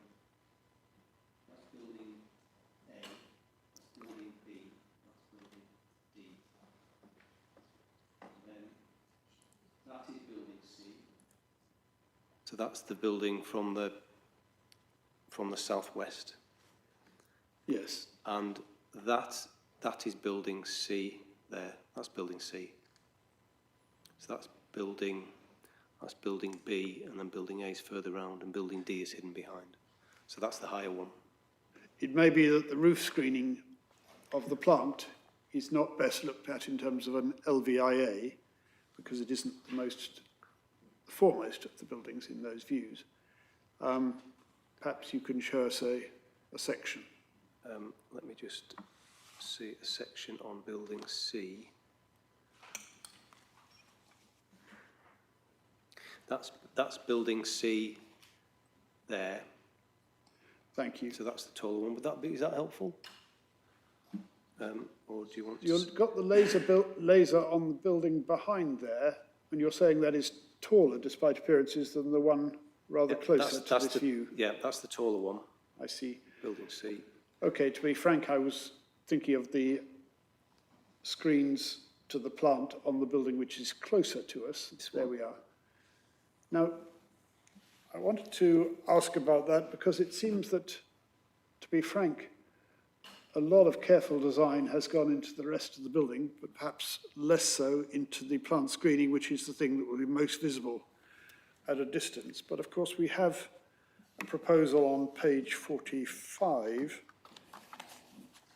So this approach is supported subject to a condition securing final details of the flues, plant screening and materials. So would it be fair to say that the building as it finally appears, were we to approve this, would be significantly different from what we see before us there?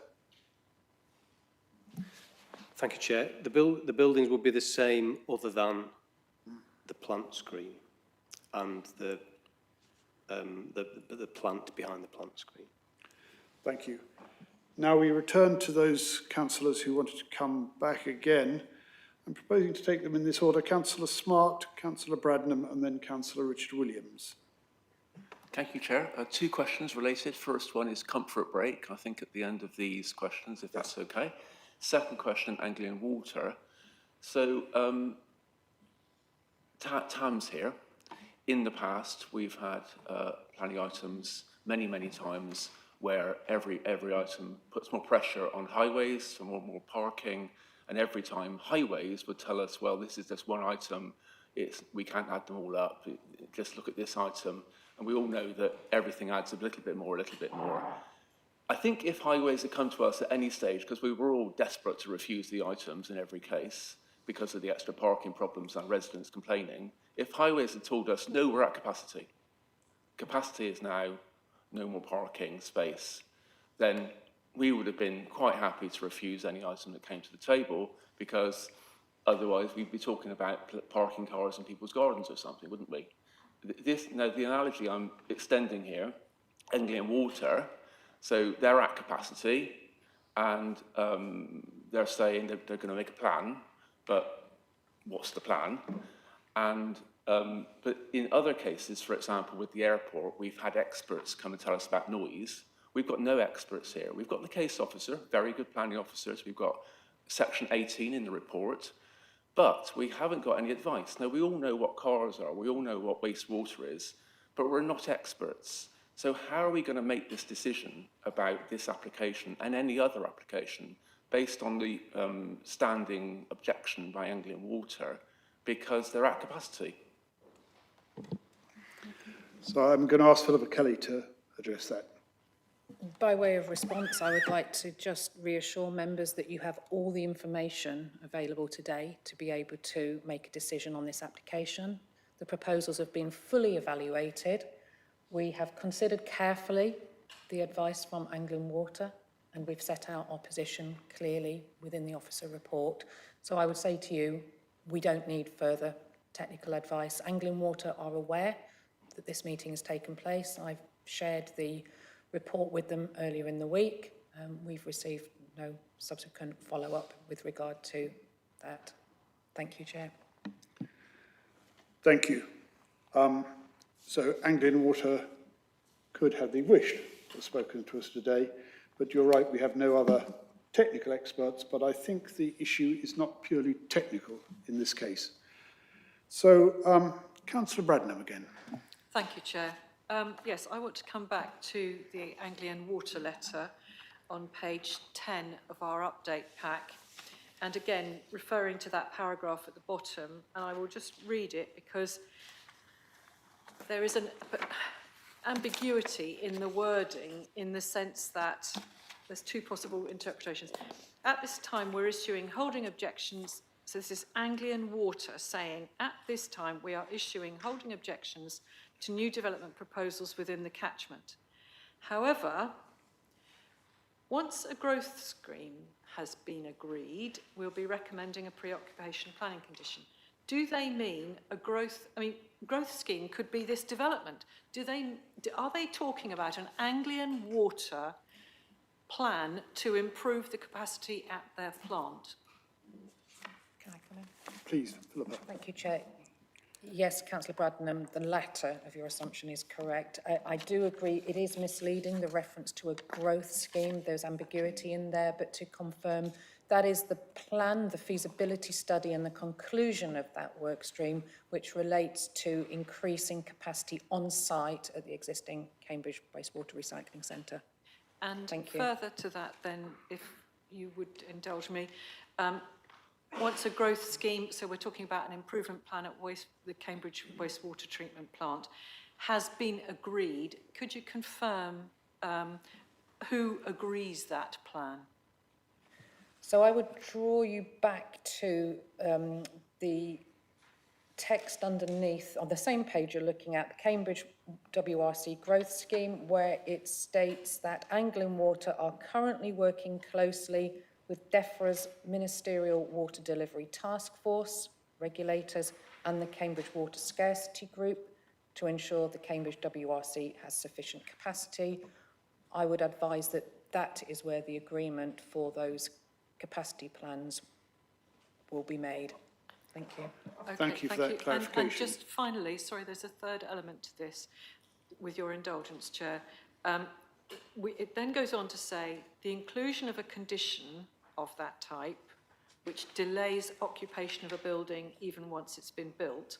So the inclusion of such a condition will be essential to safeguard the water environment and maintain water quality standards until additional water recycling centre capacity is delivered. What confidence do we have that between the time a growth scheme has been agreed and the time that that capacity is delivered will, broadly speaking, match the time frame of the build-out of this development? Because my observation is I would be cautious about, personally, approving a building if we thought that it could not be used for some time after its completion.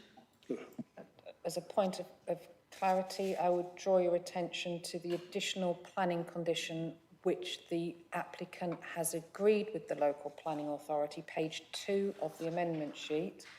So the wording of that would be in respect of the development would not be occupied. So no occupation of any building shall take place until written confirmation has been provided that there is sufficient capacity within the Cambridge WRC or foul flows can be accommodated on site. So that provides the safeguard that I think you're seeking. Thank you.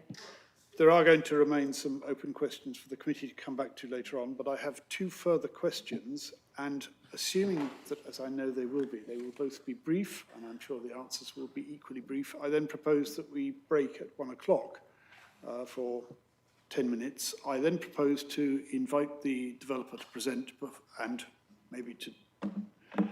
We may also... I propose to break at 1 o'clock for 10 minutes. Okay.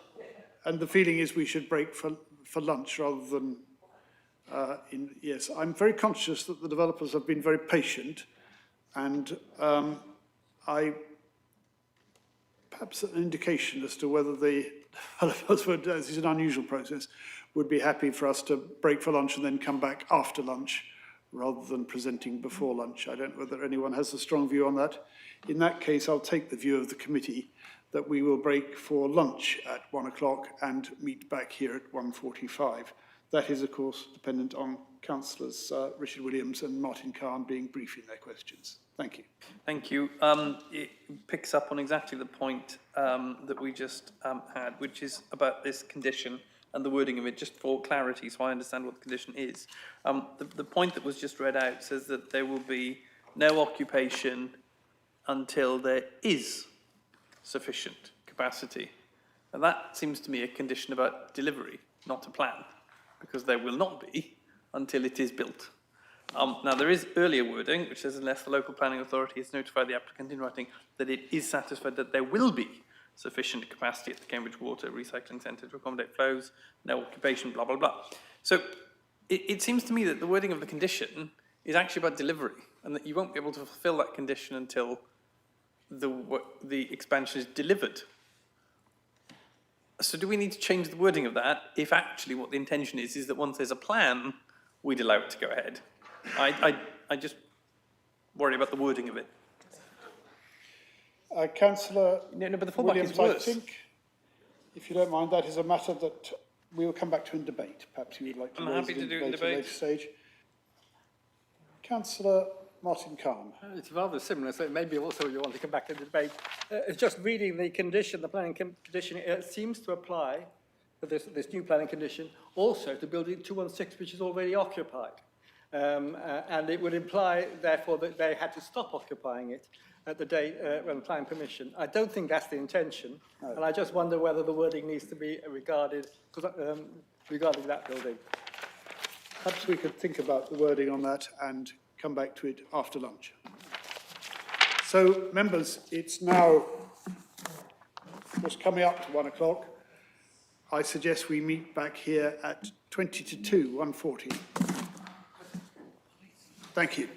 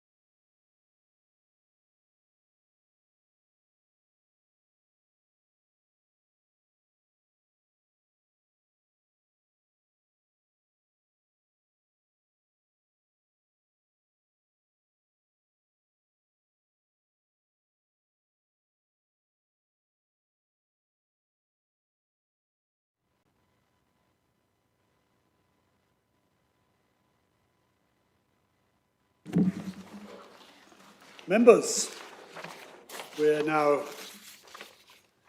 live again. If you'd like to take your seats. So welcome back to this meeting of the Joint Development Management Committee on 15th of October. We now come to our public speakers. I think we have just one public speaker. Richard, if you'd like to, Richard Selby, I think, yes, if you'd like to come forward. I don't know whether you want to involve any of your others or introduce any of your other members. Mr. Selby, let me just say that you will have 3 minutes. My colleague Sarah here will ring the bell to warn you a little before that. If you chose to take a little bit of extra time to talk about the Neighbours scheme, which I think is spelt N-A-B-E-R-S, which we didn't quite resolve earlier, or indeed about the nature of the mobility hub, which may not have been part of your presentation, I would, of course, allow a little bit of extra time so that you can be helpful to us on that. But otherwise, I'd be most grateful if you'd keep to the 3 minutes. And then after that, members will have an opportunity to ask questions of officers, I'm afraid. The way we do it here, they won't have. So, Mr. Selby, the floor is yours. Thank you, Chair, and good afternoon now, members. Richard Selby, Brockton Everlast. We are the owners of 210 to 240 Cambridge Science Park, which we call the Fenway. The application is actually the result of nearly 3 years of close collaboration with council officers and stakeholders. The vision was to create and is to create a welcoming, inclusive and sustainable campus at the heart of Cambridge Science Park. Working closely with our officers and landowners, we've developed core principles embedded in a landscape-led approach. Feedback through the quality panel, pre-application meetings and pre-submission presentations to this committee have shaped what we think is a transformational proposal, where over half of the site becomes accessible green space, including nearly 7 acres of public gardens. The 4 net zero carbon buildings and the 1 retained building are carefully situated in response to the landscape and surrounding views, and they work together to create a vibrant, flexible campus. It's designed to adapt over time with minimal carbon impact.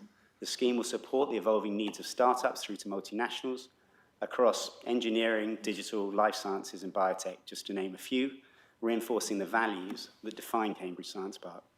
A few scheme highlights to pick up on. We've prioritised on water conservation. Capturing and reusing rainwater has been well explained. That reduces the net water use by 25%. We're exceeding policy on sustainability. And whilst we can talk to targeting BREEAM outstanding and securing maximum water credits, there's also, quite rightly, there's a whole load of accreditations that you saw, which were talked to, like our Neighbours accreditation, which are all linked to the energy in use, as well as the embodied carbon. So it's all linked to the environmental performance of the building, and the certifications drive you to the highest possible standards. The campus will be rich in biodiversity. So as well as the 7 acres of landscaping that we've communicated to you, there's actually in aggregate over 1 acre of terraces, landscape terraces on the buildings as they step in form. You combine all of that and you've got 25% tree cover and you end up with nearly 30% biodiversity net gain. The generous gardens, the play spaces, the cafes, the restaurants and the co-working areas open to everybody. There's changing places, toilets, nap and mother rooms, accessible play spaces, sensory planting and clear wayfinding. We're trying to sort of democratise the entire ground floor, the whole ground plane of the scheme, so the 11 acres belongs to everybody. There is a 540-metre two-way cycle and pedestrian path along the Science Park Loop, which has been talked about, the segregated plan, and there's nearly 2,500 cycle spaces with world-class, best-in-class end-of-trip facilities, including provisions for cargo bikes and e-scooters. Car parking is provided below ground. We're really excited to be committing about £500,000 in public art and delivering nearly 400 jobs per year through construction and just under 5,000. If you could draw your remarks to a conclusion, Thank you. Just please. under 5,000 full-time employment once operational. So just drawing this to a head, Fenway is a high-quality, forward-looking commercial development. It proposes to deliver exceptional buildings and placemaking. We address the needs of the commercial community now and in the future.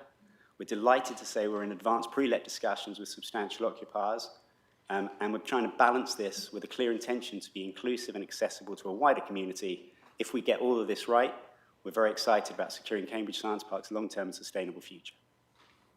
Thank you, Mr. Selby. Now, the members do get an opportunity to ask questions of clarification, but of officers. So our case officer will do his best to answer any questions. Do I have any members wanting clarification on that? No. That is, I should say, a record, so well done. Now, I think I'm right in saying we have no other speakers. So we then move to the debate on the merits of the application. Yes. Sorry, Chair. I just remember when we had matters of clarification earlier, I said I would find out a bit more information about the mobility hub. Yes, I think, members, it would be helpful to ask Richard to say a few words about that because we were a bit uncertain about it and it looks like it could be an important concept. So, Richard, please. Okay. Yeah, I'll be really brief. Yeah, it's a very exciting part of the scheme. It's far from an afterthought. The mobility hub is located on the south side of Building A. So it's sort of eyes on the street. It faces the entire central piazza, which is probably the most active public part of the scheme. It will be adjacent to the e-scooters and some of the outside cycle spaces. The idea is it's kind of a digital interface as well as a meeting point. So it will communicate all things pedestrian and cycle orientated, and it will offer all sorts of ride schemes, car share schemes, etc. will all come from this central digital focus point. And to really animate it and make sure it's active and vibrant, to one of the councillors' comments earlier, the idea is that there's also a provision for a cycle cafe, which sits within that activity to really make it a very active and vibrant part of the scheme. That's helpful, thank you. If I may, yes, Chair, just to add to that, I've just found this extract in the transport assessment, which defines what the mobility hub is. I've searched for mobility, that's why mobility is highlighted in blue. So the current proposals are located in a central location, which is built at the south side of Building A. It's a centralised mechanic. There will be a centralised mechanic for cycle servicing, repair and potential sales, as well as potentially a cycle and scooter hire service. A cycle repair station, battery station within the cycle parking area of each building, and a community concierge service offer combining car parking management, car club management, parcel collection, as well as travel planning advice and public transport information. So that's the mobility hub. Thank you. I forget who asked about the mobility club, but yes, of course it was. Right, so we move to the debate. Who would like to open the debate? I see Councillor Martin Smart. Would you like to I did lead us actually off? have a quick question of clarification, if I may, for a rollover from the previous law. Yes, please. Yeah, so it'd just be useful for me, I think maybe other members. So obviously, because the grampian condition is in there, officers must feel it's a reasonable condition. Conditions must be reasonable. But just the way I see it, it doesn't seem to be reasonable because it's not of the applicants making this problem. They haven't created a problem with water supply. The applicants just come forward with a set of buildings. So how is it reasonable to say that this grampian condition applies to this application? So, Mike, I'm going to ask Philippa to address that. To respond to that simply, local planning authorities can have regard to the impact of wastewater flows on the environment arising from new development, and that is a material consideration in the assessment of planning applications where that situation arises. So whilst appreciating that there is a statutory responsibility on Anglian Water to provide connection points once planning permission is approved, it is still entirely appropriate for local planning authorities to consider potential impacts of harm to water bodies in terms of environmental or amenity harm arising from net increases in wastewater flows arising from the development. And that is the approach that we've taken in this case. I hope that answers. Thank you. Members, it isn't going to be a perfect situation. I think that's a very good answer to the question that's been asked. Councillor Flaubert. Just We're a still on quick, questions, I take it. a quick clarification, Yes. please. So the applicant has proposed an impressive, what I call an impressive employment and skill proposal. So in page 40, they referred us to an assigned employment and skill coordinator. And I just wanted to seek clarification from the officer, if it's that the applicant or the council will oversee this? Who will have this role? Yes. Before you answer that, Mike, I mean, I should emphasise we're on questions of clarification to what Mr. Selby said to us earlier, not on question of clarification to Mike's original address. But if members are happy, I think it would be valuable to all of us to, if Mike could address that. Thank you, Chair. So the employment skills strategy will be secured through the Section 106 agreement, and the role of the District Council will be to work with the developer. So the developer will employ an employment and skills coordinator, but we will monitor, they will provide us with information on how they've progress on how they employ people, and there'll be benchmarks, and then we will discuss with them either quarterly or 6 monthly or yearly, whatever the agreed interval is, to see progress with doing this work, because this will, if this gets approved, this will be a development over several years. So there'll be potential for full-scale apprenticeships through that process, for example. But this developer signs a Section 106 agreement with the council, and then the council monitors that with information they submit.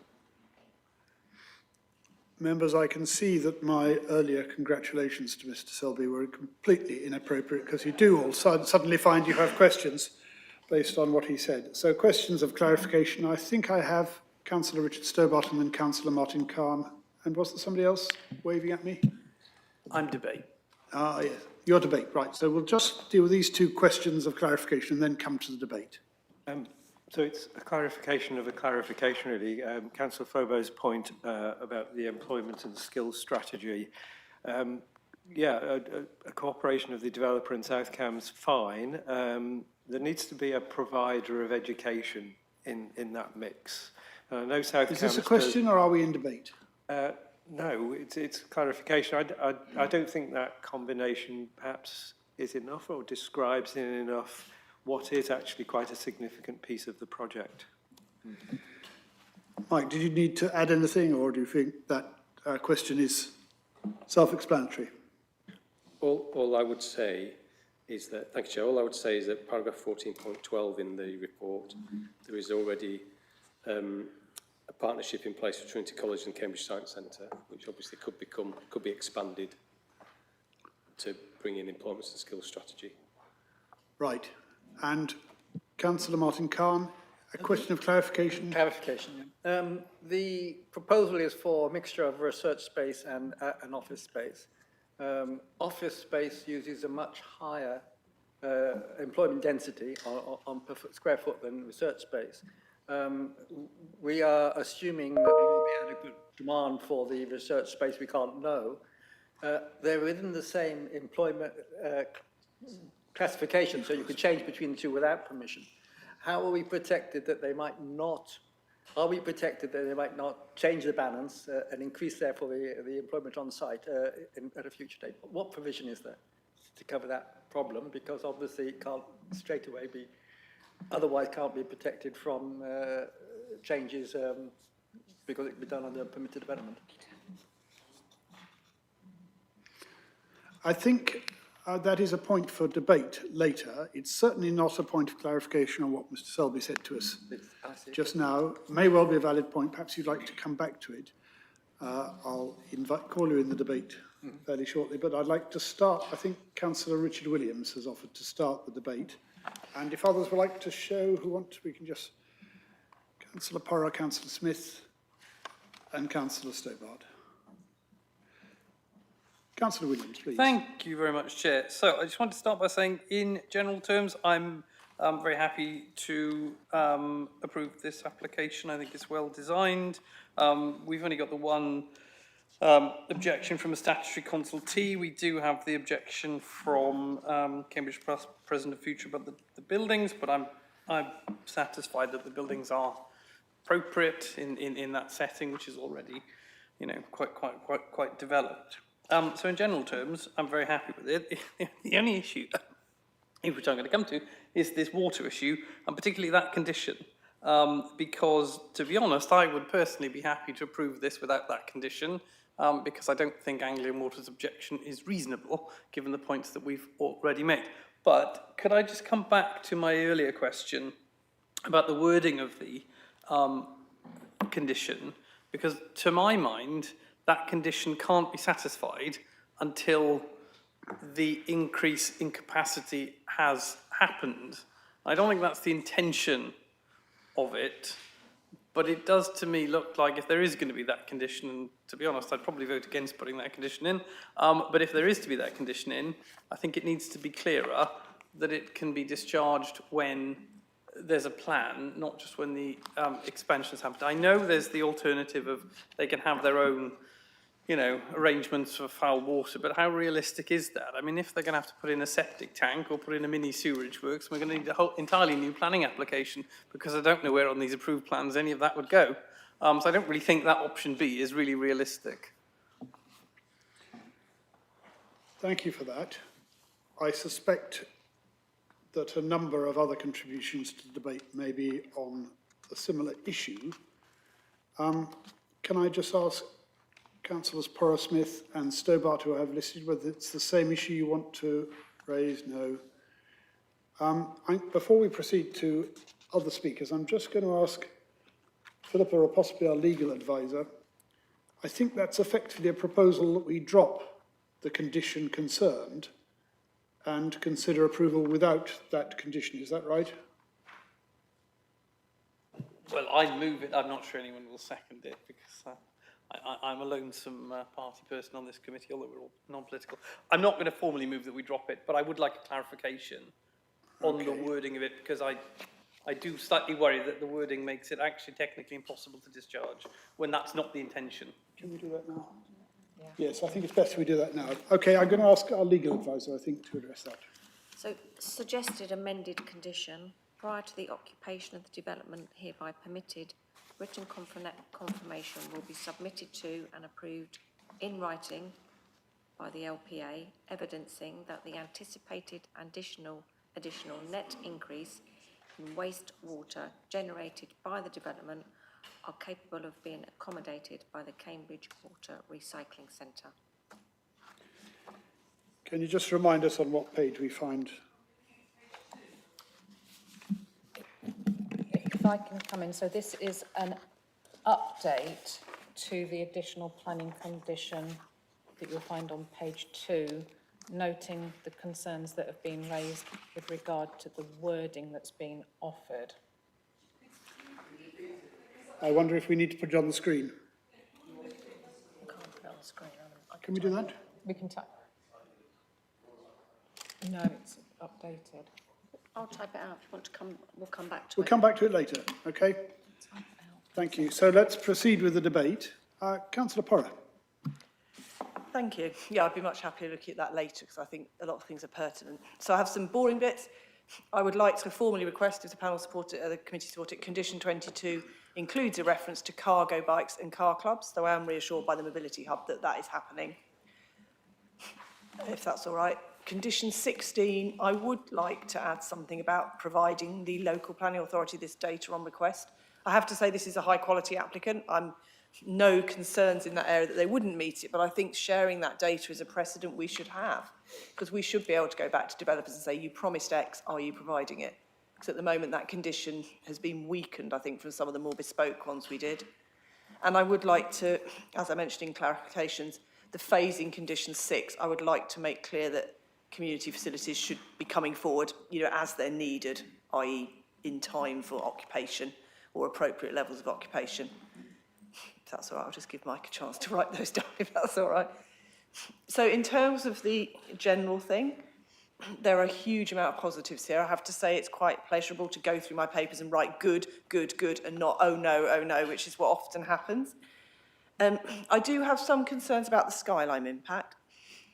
My understanding, though, this is in effect in the middle And whilst obviously we don't have any active plans for the outer edges, I presume it may be fair to assume that in the future this won't be the edge of the site that's necessarily visible, because it's likely that we may have applications coming forward for other buildings of similar stature. So I don't know, if the planning officer could just comment on that. A minor point, I really find the term mother's room quite offensive. Can we please just make that parent and child room? It is not only mothers who need to support their children.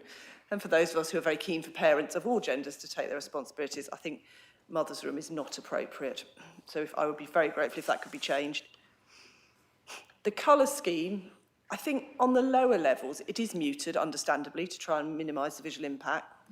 But I would like maybe part of the public art to think about some of those wayfinding at the ground floor. So again, I've mentioned it before, like the Abcam building on CBC, where you have these very bright red, I think it's, that just kind of draw you in. And particularly with these are sizable buildings, that kind of wayfinding, I think, could be enhanced. I don't think it needs to be amended now, but I would really like officers to take that forward as we're looking through discharging some of the conditions.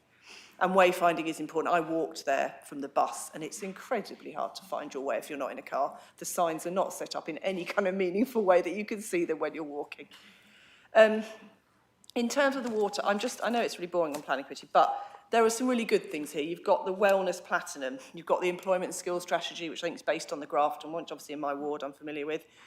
You've got biodiversity net gain nearly 30%. You've got 95% recycled construction waste. You've got BREEAM Outstanding. I think this may be one of the first we've seen coming through at BREEAM Outstanding. We've got rainwater harvesting and storage, 60% reduction in runoff, and we've got changing places toilet. And for me, in terms of the water, I think the advice we've received is clear. Not having sewage facilities, foul water is a material planning consideration. We can refuse on that. But equally, we've had advice that a Grampian condition is appropriate where we are satisfied that the applicant wouldn't be able to build out and occupy until that has been resolved. So I don't necessarily support amending it, I have to say, because I think actually, you know, there may be ways on site that it could be managed, you know, reed beds and all those kind of things. Probably less so on this site, I appreciate, but I would be concerned if we didn't have that full condition in, or we removed the condition completely. That would be setting a precedent for other developers. And it's certainly my feeling at the moment is, on balance, I think this is something I would be in favour of, but I would also like to make clear that is because of the exceptional level of other things to mitigate those. I wouldn't want every developer to think they could come forward with a bare minimum thing and us go, yeah, we'll just stick a condition on. For me, it's that balance about that high quality rainwater. The fact that you know, the rainwater is not going to be going into the public drain, is it? It's going to be harvested. So those are my comments. Some were questions, some weren't. Thank you. Thank you. Councillor Smith. Thank you. I'd like to thank the developer and the team for entering into the planning performance agreement and working so diligently and responsibly, positively with the planning service to produce such a good scheme. This development is one which is above policy in many respects, and particularly the relation to the treatment of water with water discharge and recycling and so on is exemplary, and that's exactly what your occupiers are looking for in the market. We have to remind ourselves that this city is extremely fortunate to be one of the few locations in the UK that's capable of attracting such prestigious investment. And that's one of the reasons that this city's success in technology and life sciences can be sustained, because the people like you coming along and investing in buildings of this quality. To me, it is tragic that the government and Anglian Water have failed to enter into a negotiated agreement to resolve the funding gap in relation to Hartree. And the costs of this failure to agree are going to be counted by other parties, and it's a very high price to pay, a price that's going to be wildly in excess of the money that they actually they needed to find to resolve the funding problem. And that has started today in this chamber with the condition that we're being asked to apply. And it's with a very heavy heart and regret that I will need to support that planning condition. And we will, as this council, be working with government as it seeks to progress exactly what you would coming to this city, trying to deliver. So we'll be working on this and we'll try our very best. So when it comes to the condition, which is on page 2 of the amendment sheet, it doesn't make any reference to the levels of phosphate discharges into the receiving water body that are within the allowed permitted, allowed by the permit.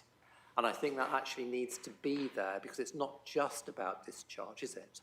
The objections are actually around the pollution going into the water body. And I think that we need to make a reference to that because it's okay being able to accommodate the flows, but you actually do have to make sure that those flows do not exceed the permitted phosphate levels. And I think that's something that we need to consider within that condition. Thank you, Chair, and thank you, applicant. Thank you. Councillor Stobart. Chair, thank you. A development such as this in the prestigious location it is yeah, as my councillor colleagues have referred to, is a rare and event which offers a great opportunity. And it's an opportunity for the business sector, those who will occupy it. And I think you know, the way this scheme has been designed and the kind of tenancies that the developer has suggested means the potential for something really quite special. So this interconnectedness, this ability to walk from one office to the other and to get together makes a huge amount of difference in the kind of fields that are being suggested. So from that point of view, this development is an exemplar. Now, there are certain things which help this along, and I think the developer has suggested this, but meeting places where, for example, professional bodies can get together. So you might have enough mechanical engineers on site to run the IMechE local meeting, for example. These are really very special, and the fact that they can be on site in the science park will make a huge difference. So I'll just park that one. I hope that the way that the businesses develop allow this kind of interaction, because that will be crucial to the success of the scheme. We talked about active travel, and I think the officers were very good at answering the questions, but there remains, I think, a need for attention to detail, how people can come and go from the science park. We talked about Milton Road and the access around the orbital road, but I think access from the guided busway still matters a great deal, and so the excellence that's being proposed elsewhere in the project should also apply to those flows. And if I could just plug for a moment the Chair, the notion of use cases. I've talked about this you know, from time to time, but you know, this is somebody coming from let's say, for sake of argument, it's Waterbeach, and they're coming to this site. What's their journey like? And if this is a carer, where are they dropping their children off? What difference do the design decisions make in terms of that that kind of daily life? And we don't often look at that. We look at broader principles and accessibility and so on, but we don't really focus on the impact on the life of an individual. And I think use cases would help us a great deal. And I'll just mention two other things. One, the public art and the employment space. I think Councillor Flobo brought that up again, and some kind of cohesiveness around the public art and the employment and staffing would help if there could be a common governance structure, maybe even a charity associated with delivery of education at the kind of the type that would be we would be seeing here. that would help. And I think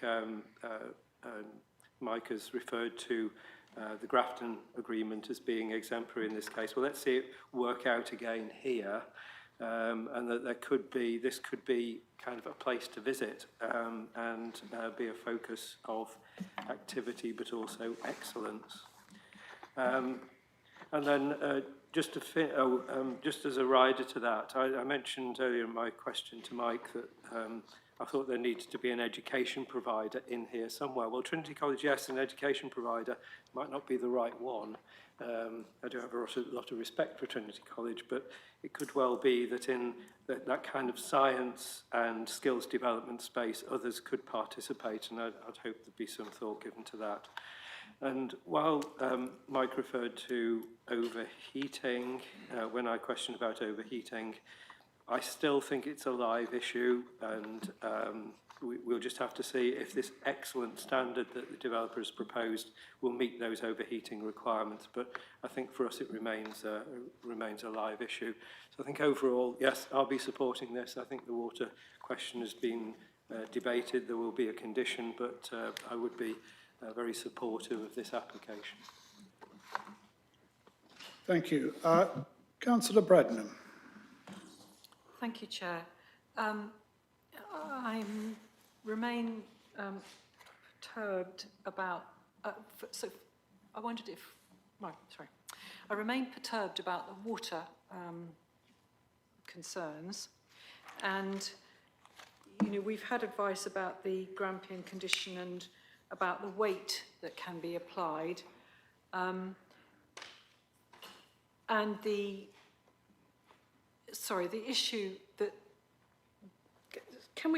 so there's two things. One is, can we have some advice about the weight that we can apply, given that we can apply, you know, there's an implication that we can apply a Grampian condition. But also, can we see the revised wording for the condition that I think Vanessa was working on in due course, because I think that would be helpful. I'm sorry, I'm not being very coherent, but the nub of it is, what I'm concerned about is that if we applied a Grampian condition, but the improvements at the wastewater treatment plant were not delivered in the same time frame as the building development, then I'm concerned that we would have given approval for something that is actually not very adequately provided for in terms of foul water. And I wondered if we could have some advice about that, please. Members, I think what we're going to do is we're going to proceed with the debate at this stage.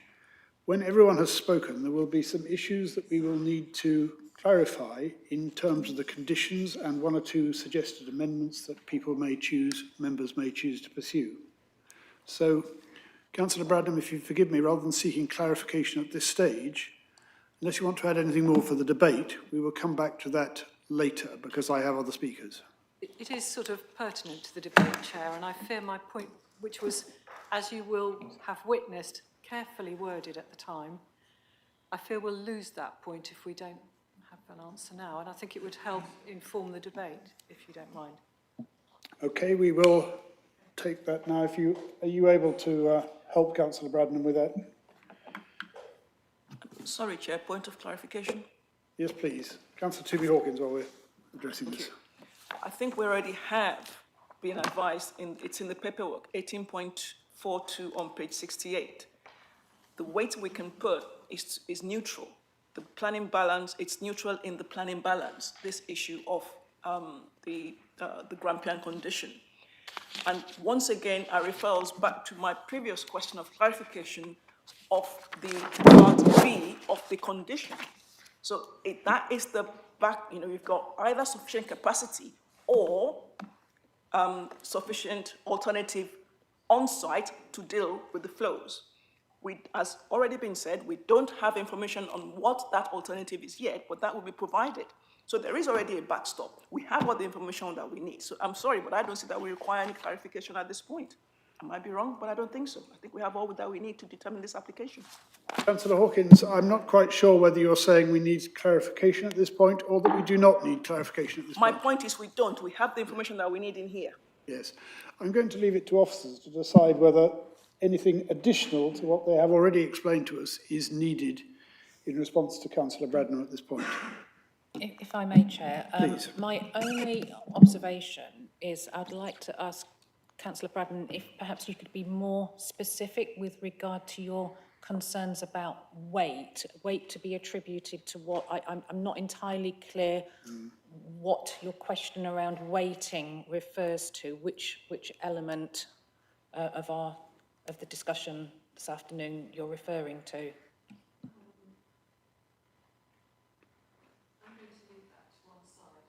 Your microphone, Councillor Bradnam. Thank you, Chair.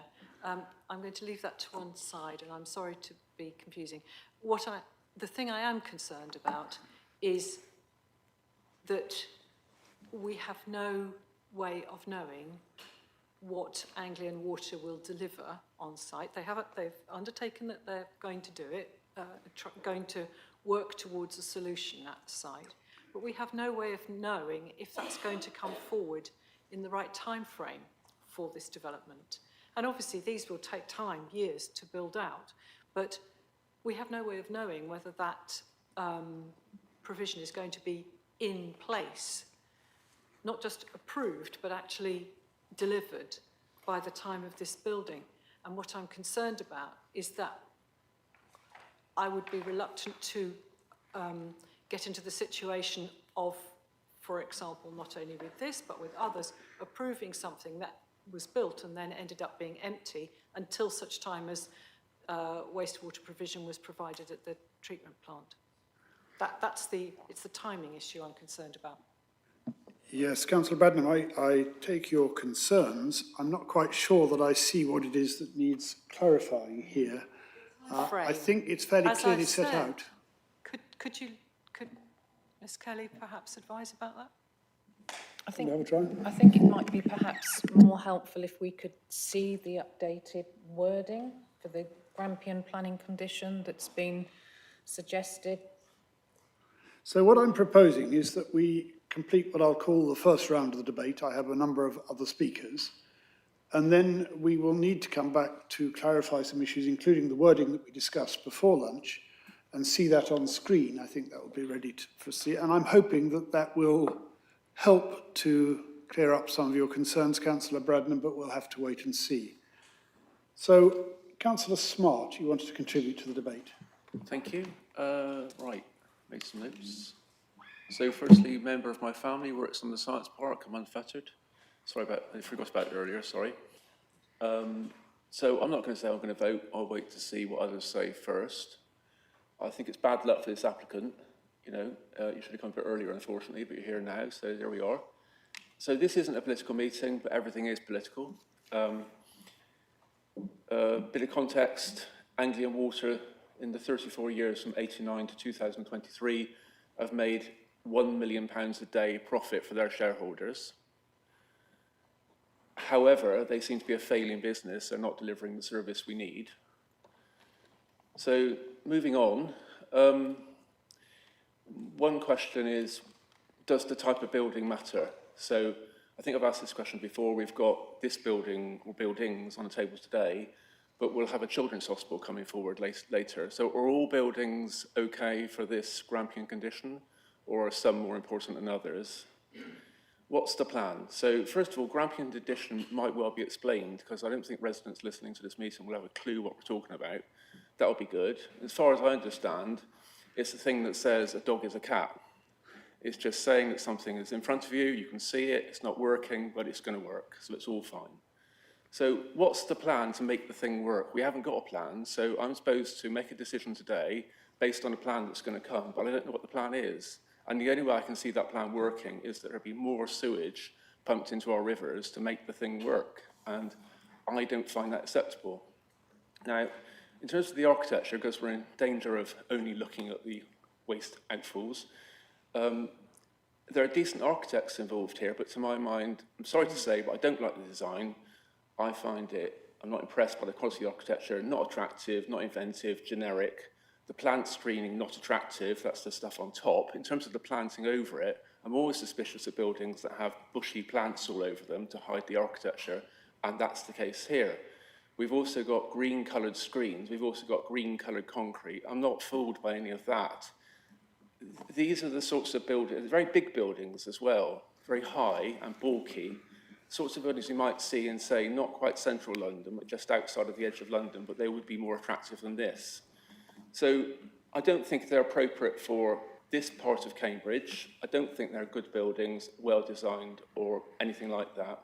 In terms of the trees around the site, we had a slide that showed us the canopy cover, which is probably more important than number of trees. A lot of trees are going to get chopped down in this development if it goes forward. And as far as I can see from the screen, the page that was shown to us, and I might come back to that later, the total canopy was going to be possibly less than it is at the moment, or at least not anymore. I know the biodiversity net gain is 28%, which is good, but there you go. It's concrete and glass, not to my liking. What else? So it's already been mentioned, parking overflows will go to King's Hedges and Milton. King's Hedges is not ready for that. There's no residence parking scheme. It's going to be a problem. I wonder if the parking also is going to go to other parts of the science park too. Access for residents, I see that as being a problem. Those delightful pictures of idyllic scenes with people all sort of picnicking in pleasant areas. So if residents are going in then, are residents going to be going in on their electric mopeds, scooting around and just having fun and playing football and doing what they want? Or are there going to be security guards that say, you can do this but not that? That's not clear. And that's it. Thank you. Thank you, Councillor Smart. Councillor Martin Cowan. I raised the two issues that I'm concerned about. Generally, I would comment that it's a very fine development proposal. It seems unfortunate that so many existing trees will need to be felled, but the fine proposals for the new arrangement, so that should be fine. Perhaps there is a lesson for us to learn in terms of how we propose planting in future in terms of the speed of growth of trees, if they're going to be cleared every 30 or 40 years or so. But the proposals are fine, lots of good environmental aspects, something that we would like to have. The problem with the sewage, with the discharge, the conclusion that the Grampian condition could provide for it, it seems to be a sensible way forward. But I'm worried about the wording of the condition because I think, even though I'm sure that they're not intending to, it implies as put that they can't occupy the building 216. I think the word, you should enter the word new after no occupation of any new building within the application cycle would solve that problem and would get the meaning, the intention that I think is behind it. And I am worried, even though this is a plum site in one of the best locations in Cambridge, that conditions in the future might change and there might not be the same demand for research space. It might be more profitable, for instance, to have office space, and that would affect the employment. And that change couldn't take place without needing planning permission or any effects on it. While I think it's unlikely, it is possible. And I think we do need to protect against that somehow. I don't quite know how. Maybe officers could advise if there is any way to ensure that we don't have a massive increase, for instance, in employment on the site because of using a more intensive use within the building. That's a query that I would make, and I think that it is a risk that we cannot guarantee against because we don't know the future. And so that is a concern. But in general, I'm in favour. I'm not. These are things which I think can be resolved by other means, and I will be supporting the application. Thank you. Next, I have Councillor Toomey Hawkins. I'm then going to say a few words myself, unless I have any other speakers, and then we will move to officers to put up the proposed Grampian condition, and we can discuss that. So, Councillor Toomey Hawkins, then Councillor Flaubert, and then I'll say a few words myself. Councillor Hawkins. Thank you, Chair. I think all the good things have been said, so I will not repeat that. As far as I can say, it is a good application. We've been given quite a lot of information. The only thing I would have liked to have seen was the alternative plan B for the sorting out the foul sewage, which is the point I've been harping on, because as far as we know, we can't rely on Anglia Water's time frame. That's not what we're looking at here. What we're looking at is what's in front of us. And, you know, just say to colleagues, please, let's just focus on that. And I'm happy to support this application with the grandparent condition.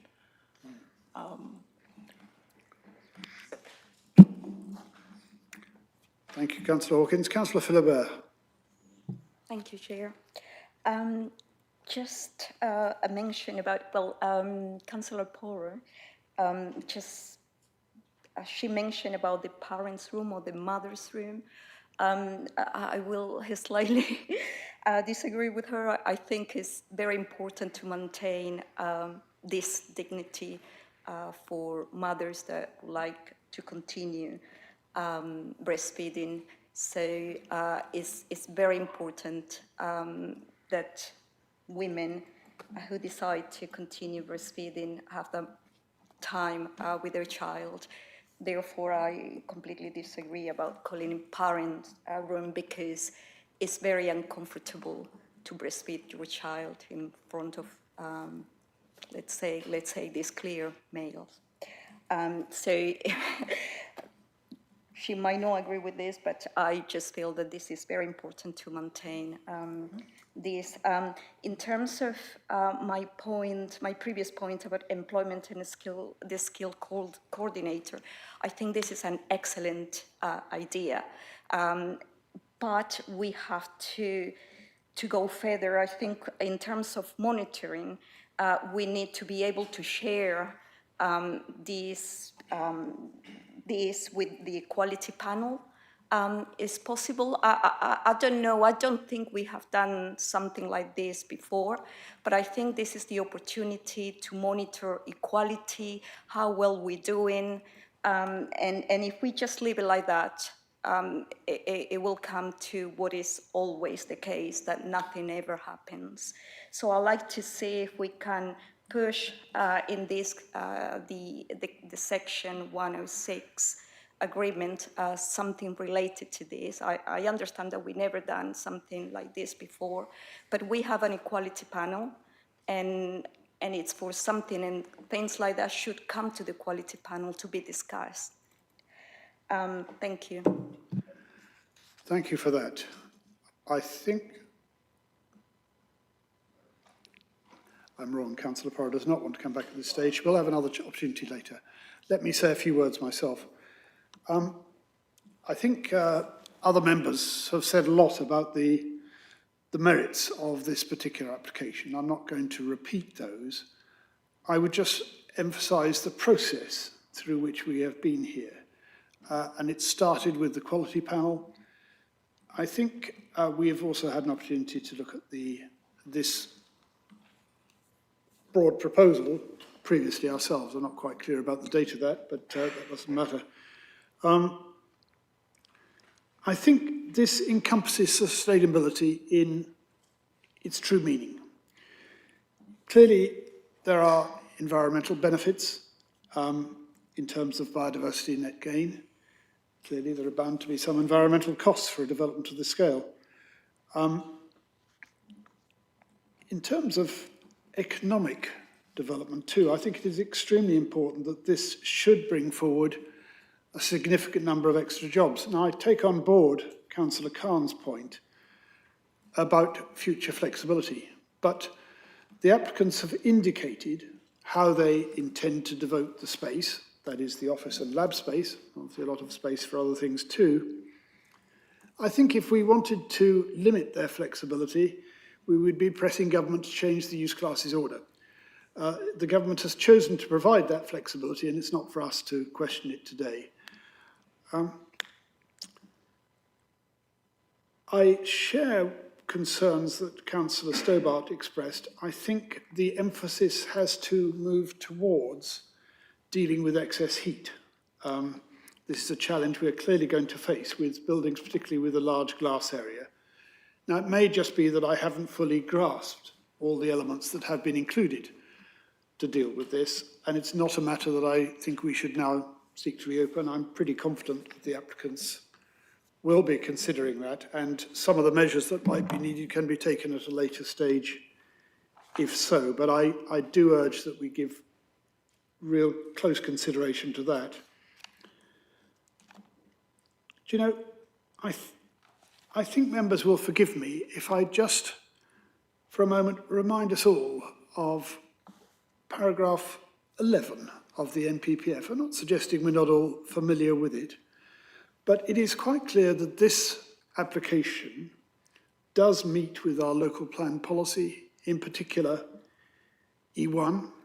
It is sustainable like others. I welcome the fact that it is BREEAM outstanding, which is a very high target, which we I don't think have met before.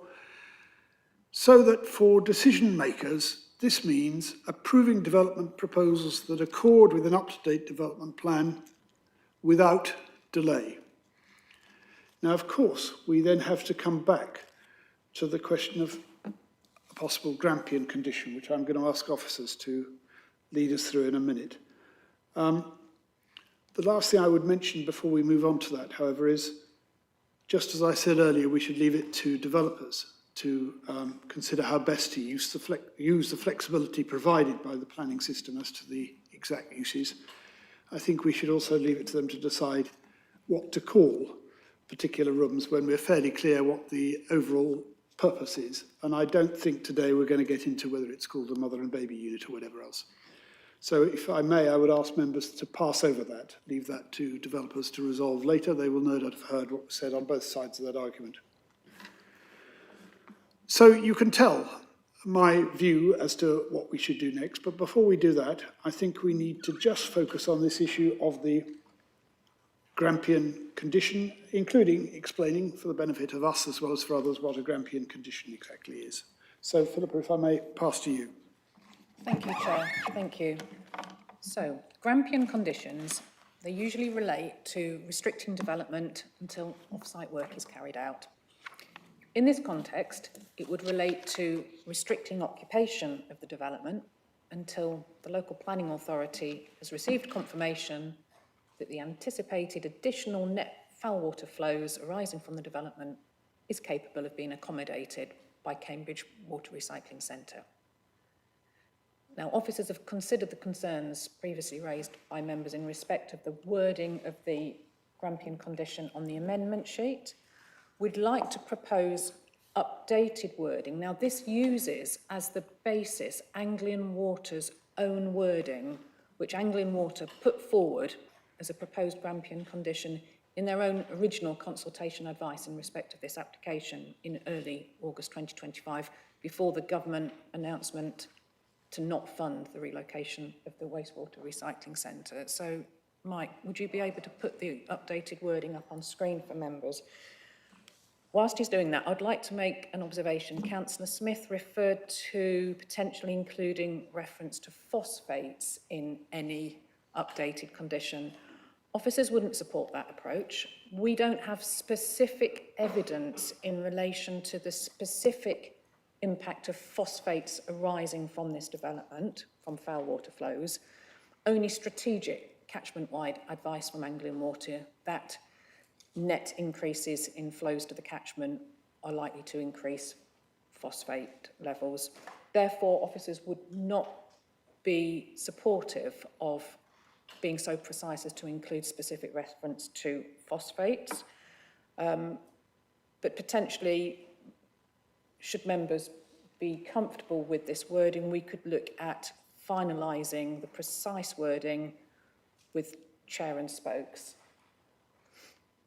Should that be supported? Chair and Vice Chair. Sorry, Chair and Vice Chair. Thank you for that clarification. Just, can we Chair. just rest and read that? Chair, could I just Please. could I just say one further thing? The reason why it's called a Grampian condition is because it was a planning decision made by Grampian Council when Grampian Council existed. Thank you. Well, members, I don't want to start the whole debate again, but I would be very happy to take some comments on the wording as put on the screen there, which would, now just, Philippa, explain to us what this would replace in the proposal before us. This would replace the additional planning condition referred to at the bottom of page 2 of the amendment sheet. Right.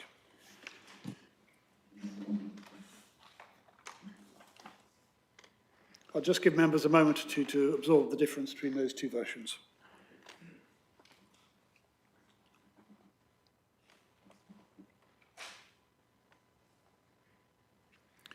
And before I invite comments from others, I just want to say that I think an important aspect of this is a number of members have expressed concern that I share, that it would be unreasonable for us to expect the developers to build a building which they couldn't be sure of occupying because of a situation outside their control. That is, if the Anglian Water Asset Management Plan or whatever failed to deliver the expected benefits, it would be unreasonable to restrict the occupiers from, the developers from occupying the building. And I think my view is that this wording avoids that possibility. So now I have a number of speakers again. I'm going to call Councillor Bradnam first, if I may. Thank you, Chair. I am slightly nervous about the revised wording. And again, it relates to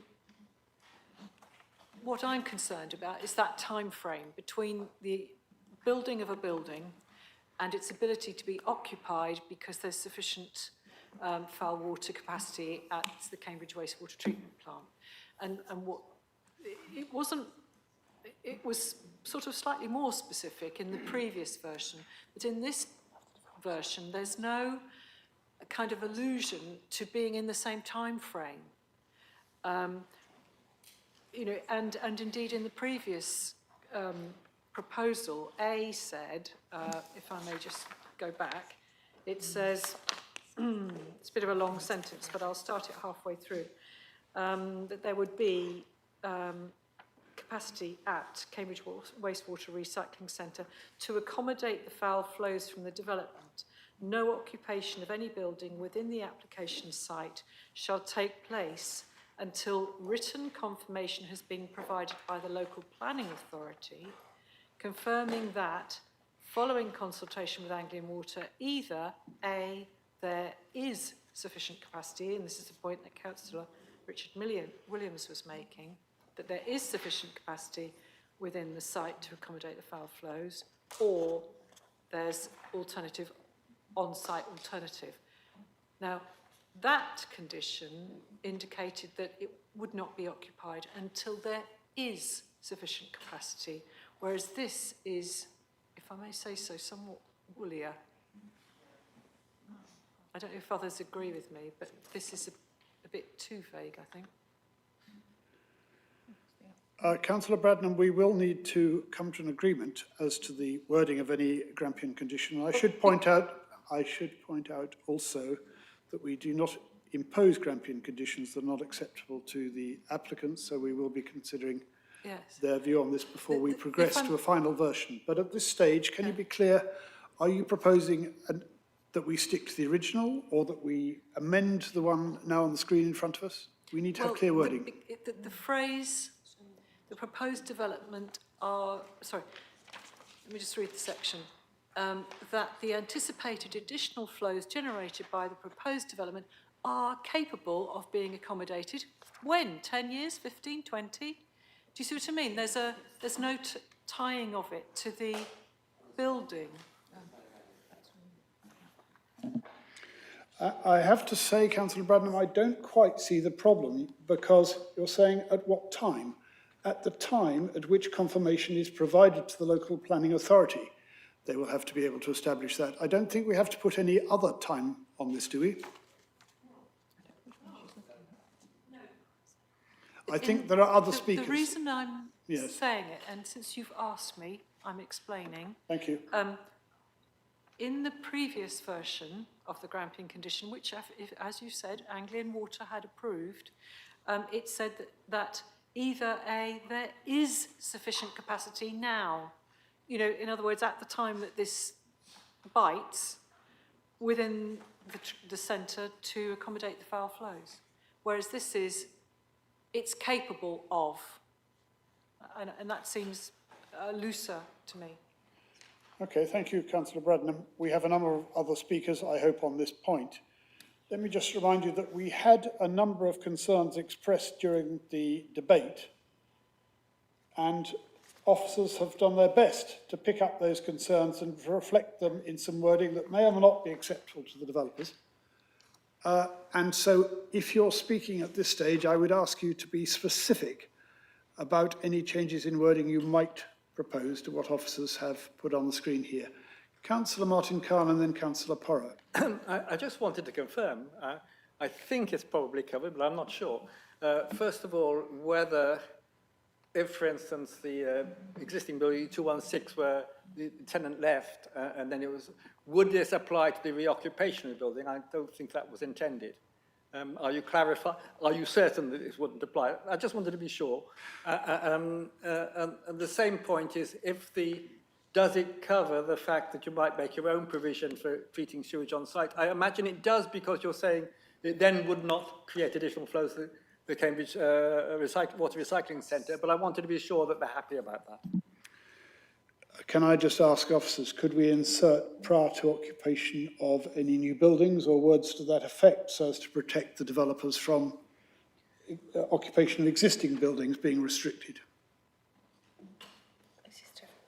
Yeah, in my view, the condition deals with additional net flow. So the existing flow rates would be acceptable, but you're looking at additional net from additional build. So I hope, Councillor Khan, that you would accept that rather than adding additional words to this condition. Does that assurance meet your I don't want to add concerns? additional words if unnecessary. I just wanted to be sure that it was okay. Okay. Councillor Porrow. Yeah, one of my points was Councillor Khan, so I think I'm reassured that although we've deleted B, it is covered for by the additional flow. I would suggest instead of saying prior to occupation, we change it to no occupation shall take place until, which is actually mimicking exactly what was in the old condition. Because I do take Councillor Braddon's point that prior to occupation, we'll have some, I would like it to be clear, nobody's going to occupy. So just changing the grammar slightly, or the syntax to say, no occupation shall take place in the new buildings. So I would just take that because I think it's a little clearer. Members, we're going to have a short intermission, if you don't mind. I think there may be the wording in front of us may not be quite the one that was intended. So if you'll forgive us, I will come back to, we're going to suspend the committee for 5 minutes while officers sort out what was intended to be the wording they were placing in front of you. Councillor Stobart, would you mind coming back after that? Well, if you insist, I'll take you now. Okay, well, just a couple of things. The way it's phrased is local planning... No, we're going to rephrase it. So please, would you keep your comments until you see the revised version? Okay. The version Chair, on screen why are we rephrasing? is not actually the one that was intended to be put up there, so we'll come back to you. Why are we rephrasing? Sorry, members. We'll take you a 5-minute intermission. Chair, through you, that is not the condition that I sent over, so officers are just looking at the wording which will address the concerns. So we will resume at 2:20. Thank you, members. Concerns are easily... Yes, I'm sorry, yes.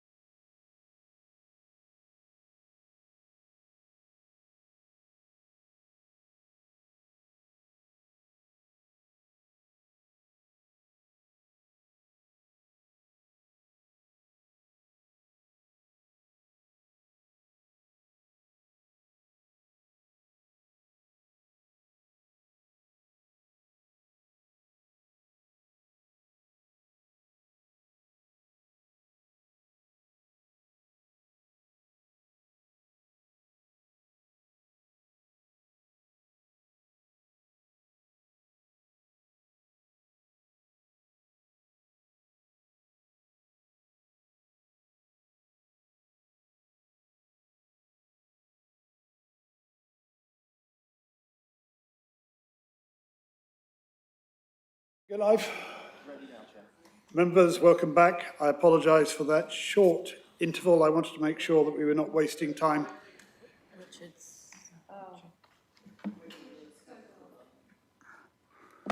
Okay, we'll give Councillor Stobart a minute or two to get back before we proceed.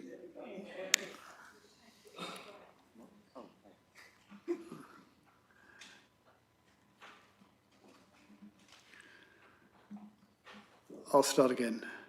Members, welcome back. We have 3 or 4 things to resolve before we move to a formal vote on the proposal. Firstly, I'd like officers to put on the screen the correct version of the Grampian condition, which is now being proposed. And it is on that screen. Ignore that screen. Well, you can't help ignoring that screen. There's nothing on it. But so would you like to just talk to that briefly so that we know what we're Thank you, Chair. So on the screen is an updated proposed Grampian-style planning condition. It would replace the additional planning condition that is on page 2 of the amendment sheet. The condition wording has been agreed by the applicant and the applicant's team, and planning officers are supportive of this alternative updated wording. I'll give members a moment or two to read it, and then we'll resume debate.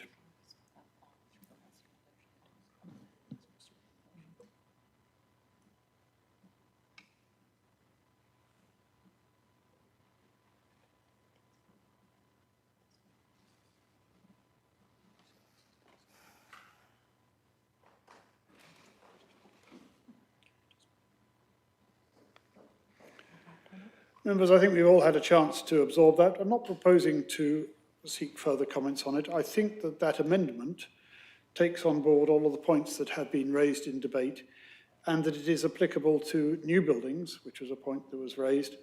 I am therefore proposing to the committee that we support that amendment. Do I have a seconder for that? I feel there has been sufficient debate, and we now have a seconder. So, members, we will pass directly to a vote on that. Both of us were told to wait till we'd had the revised, because I didn't finish my previous point. And I think Councillor Khan was the same. You did agree. I had a very minor point, which was purely that are we happy that it says Cambridge Waste Water Recycling Centre, if that becomes something different in the future, because they may open a different plant or call it something different, are we happy that's deal-withable? That's not a word, but you know what I mean. Can officers cope with that? Because obviously the Anglian Water might have a new treatment works, and this condition doesn't cover that. Councillor Smart, are you happy that we move straight to a vote? Well, I had my hand up earlier to speak. I still want to speak, but I won't speak if you don't want me to, Chair. It's up to you. I never say to members I don't want them to speak if they have something to say. I'll try and be really brief. If Councillor Smith, who has seconded my proposal, will agree, then we will just hear from Councillor Smart and Councillor Khan before we actually proceed. Right. And Councillor Stobart. Thank you. Me first, yes? Or Councillor Khan first? Right. So on the revised, it's the same as the other one. It doesn't say who the written confirmation is going to be by. I'm presuming it's going to be by Anglia Water. I have no trust in Anglia Water. Whatever they say is clearly defined by their politics and their need to make money. They have told government that they needed a new, they didn't need new waste recycling, and that so the government was going to give them money so for the government to pay for it, not for them. But now that the government isn't paying for it, they need it. So they will make up whatever they want to say on the basis of their commercial imperative. So I can't vote for this thing, and yeah, that's my main point. I'll cut to the chase. Yes, what I'd like to do is, I think having reopened the debate, which I didn't intend to do, I have given a number of members a chance to make a comment on this, and I will ask Philippa to come back for clarification before we decide whether we are prepared to support this as I intend to propose. So, who have we got? I think Councillor Porrow, you've... It was just to ask officers to clarify that they're happy that it's specifying Cambridge Water Recycling Centre was sufficient, Yes, and that got would it. accommodate future Councillor changes. Stobart? Chair, it's a clarification. The key issue here is pollution as opposed to flows. Have we covered off the idea of pollution? I think we probably have, but by implication. And Another secondly, matter of clarification. Okay. Yeah. Councillor Khan? No, I haven't finished. And where is the agency of the local planning authority except to approve what Anglian Water is saying? I mean, to Councillor Smart's point, this is depending upon the veracity and speed of reaction of Anglian Water. And I think frankly, officers have grasped the point that you are both, and indeed others, making. Councillor Khan? It was simply, actually, it's not the actual condition, it's the reason. We thinking that you say prevent pollution. The reason the pollution that you want to do it is because of pollution in the receiving watercourse. I wondered whether the words prevent pollution in the receiving watercourse might be more appropriate, that's all. In terms of the reason rather than the actual, not the condition itself. Are you able to take account of those points? I'm putting officers in a difficult position here because they do not like to take part in debate, but Philippa has proposed some wording and I think he's able to take account of those points. They come up with a revised wording that hopefully we will all accept. So thank you, Chair. There's no need for revised wording to the main body. This is the condition wording that we are proposing. The reason for the condition will certainly include reference to pollution and can indeed potentially include phosphate levels as well. That's not been included because that's something we would hope that could be delegated to officers, but final confirmation agreed with Chair and Vice Chair. Just to refer to Councillor Smart's point, this condition puts the responsibility on the applicant to provide this information to the local planning authority, just to make that point clear. Thank you. Oh, and just to clarify, the applicant is in full agreement with the wording and the responsibility of them in respect to fulfilling that condition. Councillor Smart's point was prior to confirmation by who will be submitted to. So if it is confirmation by Anglian Water, then that clearly is problematic. How do you envisage that working? It would require the confirmation from the parties that are responsible for agreeing and approving the improvement plan for on-site improvements to Cambridge WRC, which, as I'd said earlier, is at the moment a multi-stakeholder group comprising of Anglian Water, DEFRA and the Environment Agency. Yes. Thank you. And I would remind members that there is also this additional provision at the bottom, the possibility of on-site capacity to deal with a net increase if necessary. So that said, I now propose that we approve this wording as a condition. I think, Councillor Smith, you were going to second that proposal. So I would ask members to move directly to a vote. Those prepared to support this wording for the condition, please show accordingly. So I'll let officers do the count. And those opposed? One. I don't think there will be any abstentions, although of course we understand Councillor Thornborough's position. So that is carried. We've got 10, 9 opposed, 1 opposed, 9, 4. And does that out? You thought that was 10, sorry. That's it. Okay, so that wording is agreed. I think it is 9 to 1. 10 to 1. 10 to 1, there we go. We then have a couple of other technical issues that were raised during the debate on which I think officers wanted to suggest minor wording changes to reflect that. Is that right? That's correct. If I may, there were 3 proposed minor amendments to planning conditions that were put forward by Councillor Porrer.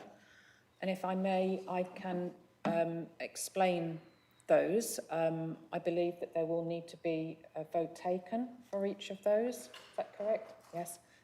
So if I can refer to the first one, that is in relation to condition 6, which is the phasing plan condition, page 73 of the hard copy of your agenda. And please correct me, Councillor Porrer, if I'm wrong, but you were requesting reference to scoping into that, that community facilities should come forward as needed. Are we going to take these separately or together? Separately. So do you have a seconder for that? You have rather too many seconders, but I'll take Councillor Bradnam's having seconded that for me. All in favour?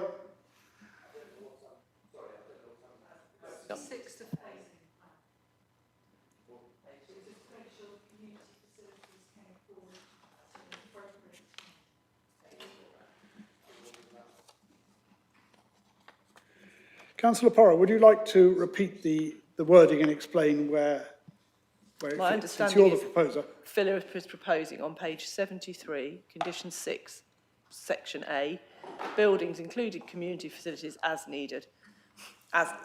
So the implication being that they would come forward as and when the building is about to be occupied rather than later. And Councillor Bradnam, can you confirm that that is what you're seconding? And now, without further ado, we will move to a vote. Those in favour? Those opposed? Those abstaining? Right. That is agreed. And then a further minor amendment, I think, to There reflect. is condition 16, which relates to commercial water metering. Page 78, page 78 of your agenda. And that is an update to refer to the applicant being required to provide this data to the local planning authority on request. That's what you're proposing. Do you have a seconder? Councillor Flaubert. All in favour? Any against? Abstaining? 2. That is again carried. One more. Thank you. And finally, a proposed update to condition 22, page 81 of your agenda. That is in relation to car park management plan and an update to include reference to car clubs and cargo bikes. Proposed? Seconded? Councillor Smith. All in favour? Against? Abstaining? 2 abstentions. Carried. Thank you. And, sorry, our legal advisor just wants to clarify a point before we proceed to a vote on the overall. Sorry, Chair, through you, Sarah at Dem Services, can you just go back to that very first vote we took? Because probably me being deaf, I thought I heard 10 for, 1 against. That is what I was doing, what I wanted. But I don't. 5, 6, 7, 8. I had 9 for, 1 against. There's, yeah. That's the chair. But there's only 9 able to vote. But Katie Thornborough doesn't have a vote, which, so yes, I 9-1. had it as 9. James, yeah. That's why I've been... That was carried 9-1. Thank you.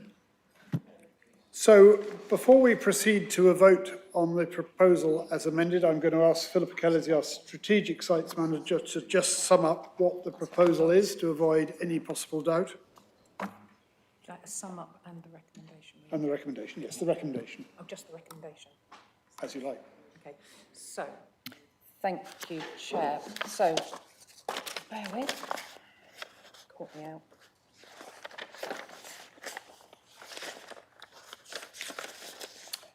Okay, thank you. So the recommendation you'll find on page 70 of your agenda. It's from section 28. Now, there is an update to the recommendation, which, like Huntington, will put up on screen, as he referred to in the early stages of his presentation this morning. Approval is recommended, subject to conditions set out in Appendix 1 of the report, the expiry of the EIA site and press notice, and completion of a Section 106 agreement to secure appropriate mitigation measures.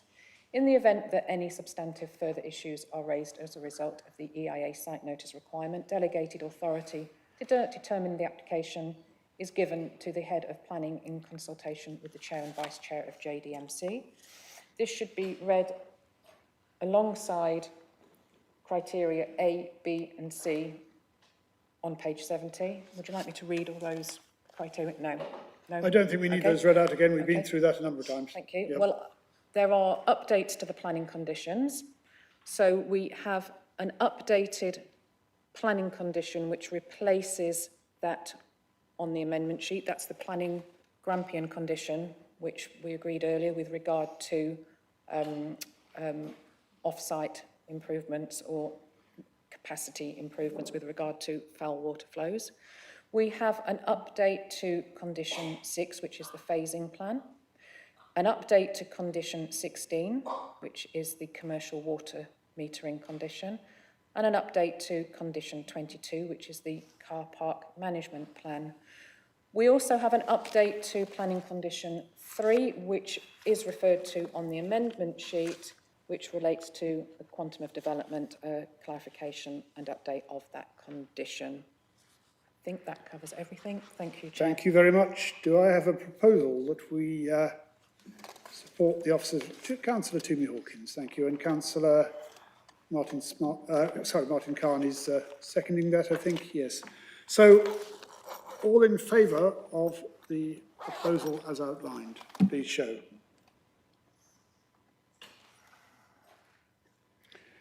Any against? One. I think that is 9-1. So application 240457 full is approved on that basis.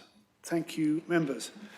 I must give my sincere apologies to the very patient representatives who are going to talk to us about a pre-application developer briefing for land north of Cherry Hinton, item 5 on our agenda.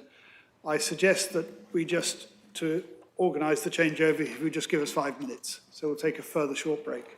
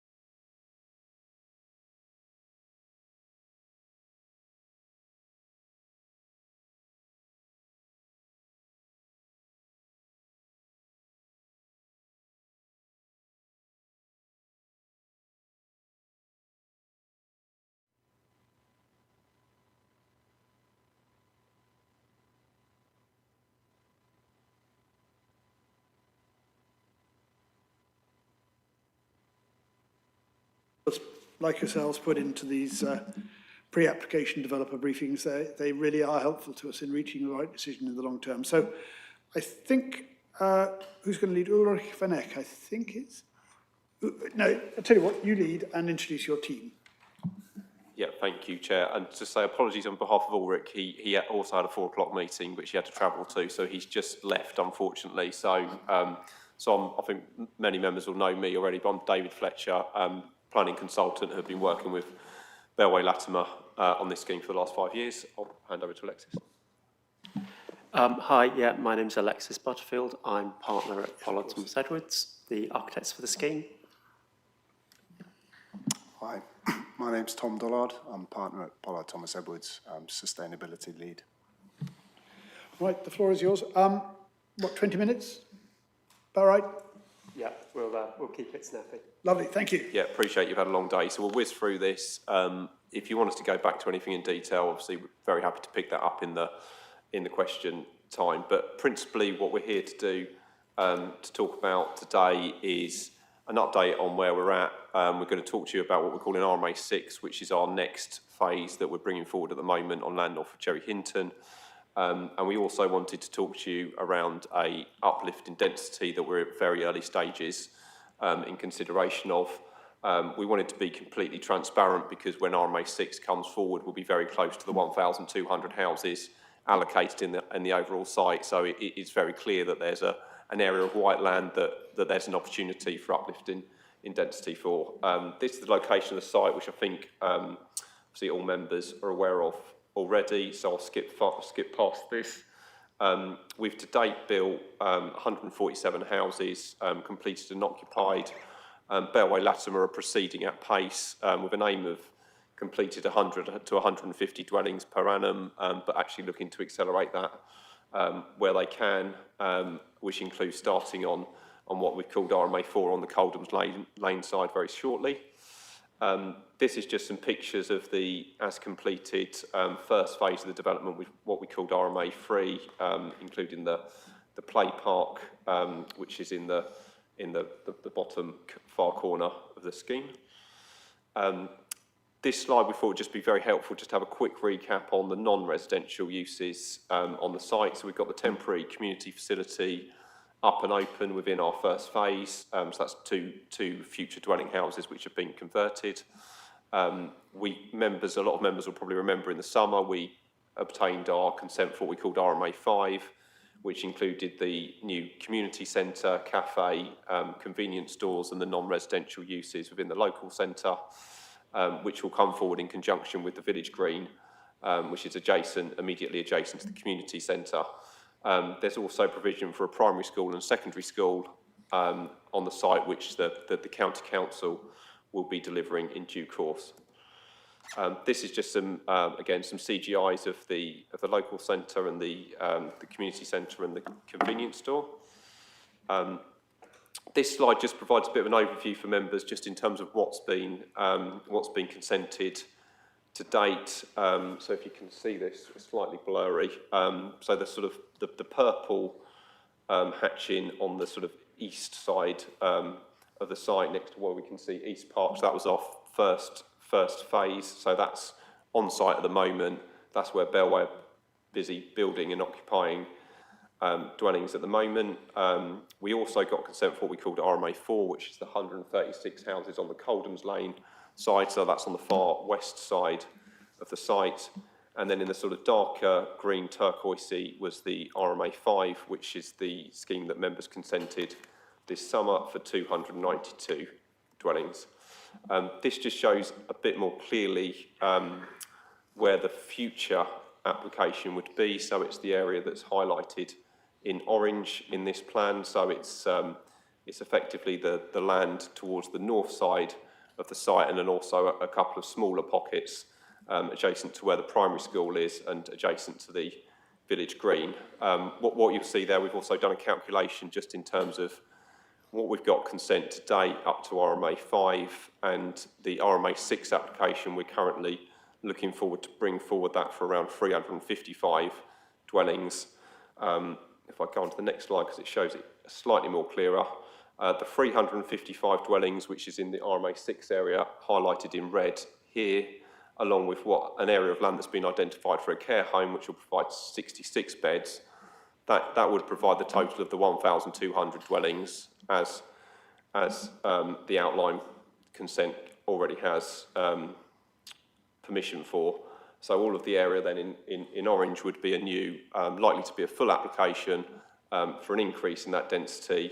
We're at early stages at the moment. We're working through, I guess, a lot of the technical work. We know there's a lot of technical work to do around transport, water, and a range of different issues, some of which I know you've talked in detail about at earlier agenda item. This just provides a very high-level timescale of where we're at. Really, just to say, after today, we're also looking to go out to parish council and local members, so they're aware of what we're doing. We wanted to do that at the same time as briefing yourselves, and we're also presenting at the Cambridge East Community Forum next week. I won't dwell on these in any great detail because I'll hand over to Alexis, but we've just done a sort of very high comparison between the current and the proposed parameter plans. So these are just the approved parameter plans, which say I'll skip through because I'm conscious of time, and Alexis is going to talk about this in more detail. So, yeah, what I'll do is I'll just take you through a little bit of the context in terms of what we're working with. So first of all, both RMA6 and also any future homes on the White Land will all follow the approved Cherry Hinton Design Code and maintain all of the principles and all of the parameter and all of the framework plans that are associated with that. And just to sort of reiterate really that the design code we think has been successful in terms of how it's been applied, so we're very keen to continue with that, and particularly with the approach it takes in terms of that sort of integrated approach of integrating landscape with movement and roads and things like that, and also in terms of the sustainability uplift that we've been able to achieve on the homes and enhancing that too as we go forward with the homes now. So if we just go to the next slide. So the design code sets out, as I say, framework plans for both the RMA6 area that you can see there outlined in red on the left-hand side of the diagram, and then also that future application which would come forward on the right there outlined in orange. And the really key thing to sort of note here in all of these framework plans, as I say, is that any future development and uplift would all happen within the sort of assigned development area, the development parcels that were already established. If we go to the next slide. The framework plans establish a lot of different things in terms of density and things like that. They also establish where key frontages are and major streets are, and also where kind of things like focal points and other buildings are. And essentially we're following all of these as we develop up the detail of RMA6, and then obviously would carry that forward in any future proposals. We are working in two character areas from the design code in terms of the area for RMA6 and, as I say, any future development. Parkside character area will form the sort of northern edge of the site, and this diagram, this 3D diagram here sort of shows the kind of character that was established for that in the design code. And as you can see, essentially it creates quite a sort of dense network of traditional streets with flat blocks overlooking parkland areas and terraced houses overlooking the main streets, and that's something that we're maintaining through these phases. Go to the next slide. And then we've got the village character area. This character area is the sort of southern side of the development that we're looking at now. It's where it joins onto the existing settlement Cherry Hinton, and that sort of existing settlement edge. And that's at a lower density, and this 3D diagram just shows the general massing and arrangement that was expected for that, and again we've maintained in the designs going forward. Go to the next slide. As I said earlier on, a lot of quite robust sustainability principles were built into the code. Again, we're keeping all of those. And I think the key thing that we found that has worked well in terms so far is having, again, a really joined up approach to sustainability. So is making sure that we've got things like, for instance, 100% dual aspect on all the residential properties. We've got gas-free development throughout the scheme, and a real sort of focus on relationships to things like green spaces and sustainable transport links. And the design code sort of has been able to be applied in these phases to do that. Go to the next slide. The public spaces, a lot of public spaces were established in the design code, and most of those are, the key ones of those were all fixed as part of what was RMA 1, our sort of infrastructure application a few years ago. And essentially what that does is it means that all of the homes we're now bringing forward have got sort of key infrastructure spaces and green spaces kind of within 1 or 2 minutes walk of them, so everyone's got good access to green spaces. But what we're also able to do, because of that, is we're able to make sure that people have got play near them. We've got play on the way strategies as well, which are all linked into this. And as well as that, we've then got other green spaces that will be coming forward as part of each phase as well, within the development parcels. So if we go to the next slide. And then a lot of that, as I say, has been established as part of our what we called RMA 1, our kind of our infrastructure strategy work. Here you can see a diagram that was done at that point, and what we've done is we've just outlined RMA 6 again in red, and the future development in orange. And you can see on this diagram just where those developments, as I say, relate to the main green infrastructure. And then what we're doing at the moment, if we go to the next slide, is so this was just 3Ds that were done as part of that work as well, and they're essentially just sort of showing that, again, that integrated approach of landscape and movement and SUD strategies, and then also we established a planting regime, which we're following through. Finally, we've got an adoption and stewardship strategy that was established as part of the design code. Essential to this is that we have a combination of, we generally prioritise adoption by the city for all green spaces. You can see here on this diagram those sort of darker blue areas, and then highways adoption for principal road spaces. But then that's complemented with a smaller amount of managed spaces where we need to have things like sort of sustainable shared surfaces and things like that for roads. So what I'm going to take you through now is first of all, the RMA 6 application and how that design is developing. We have, first of all, this diagram really just sort of shows the overall outline of that development. So again, here you can see here the major route network that's established within both that red line area and the orange line area of the future development. And you can also see how those two parts of the development relate back to the local centre that we got approval for earlier in the year. And what's really nice is that we're able to sort of start completing the other side of that village green essentially and complete the local centre through this process. The other thing that we've been doing just as part of this, and I'll take you into more detail in a moment, is that we've been looking at enhancing the access to green space as part of this. And you can sort of see on this diagram the green areas that we've been enhancing and enlarging through the process we've been doing with the local officers.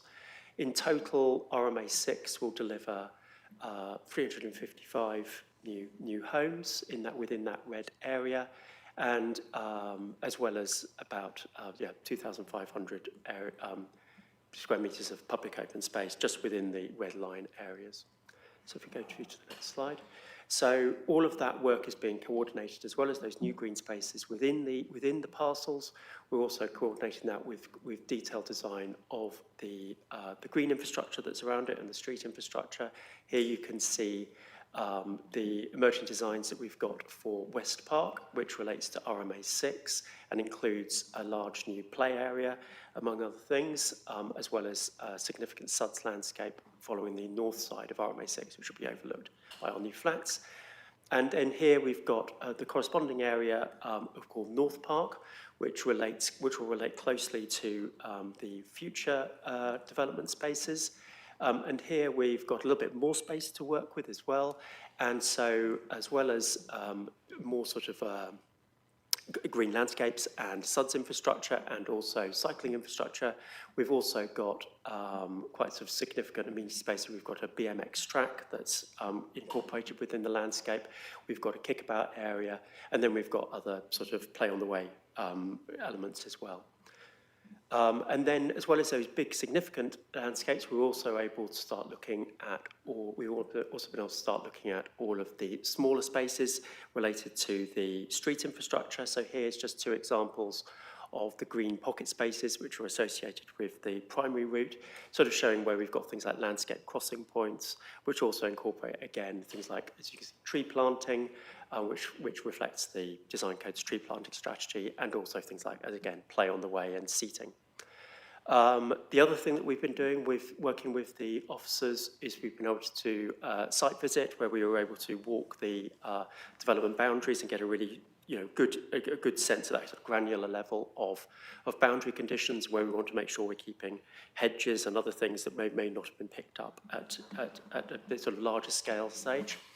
And also thinking about where you sort of hopefully see the black arrows on that coming through from March Lane and Church End, where we've got walking and cycling connections coming in from the south as well. So we've been able to start really looking at those in more detail.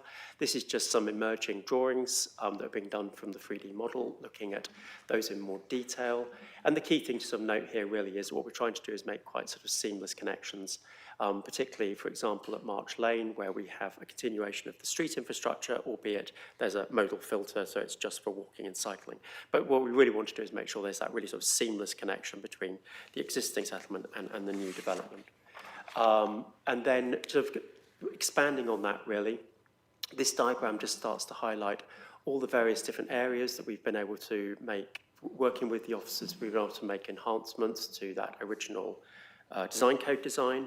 So in this case, we've highlighted in the green various different spaces which we've been able to add green space to this phase, which has got some sort of relatively small moves, but we think could be really, really nice in terms of reducing kind of road severance to green spaces. But most importantly, perhaps, that sort of central green space you can see to the south of the Parkside West neighbourhood park, which really sort of starts to draw landscape into what we call West Village, the West Village character area. And all of these moves all obviously add access to, enhance the access to green space over and above what was planned for at the infrastructure stages. We've also been able to do quite a lot of work with urban design as well, in terms of just thinking about making good frontages and making sure we've got good landmark corners and things like that. And this diagram sort of starts to show how all of that's starting to come together, and we're very pleased with how that's progressing. We're working in 3 dimensions, and we've been doing this for quite a long time now, so we've been able to start really thinking about, how does all this work, how does it all sit together, particularly thinking about that sort of transition of density, scale and massing from the lower density kind of West Village area, where it connects onto the existing Cherry Hinton homes. And then, and you can sort of see also the way that the buildings are starting to frame the public open spaces that are being created.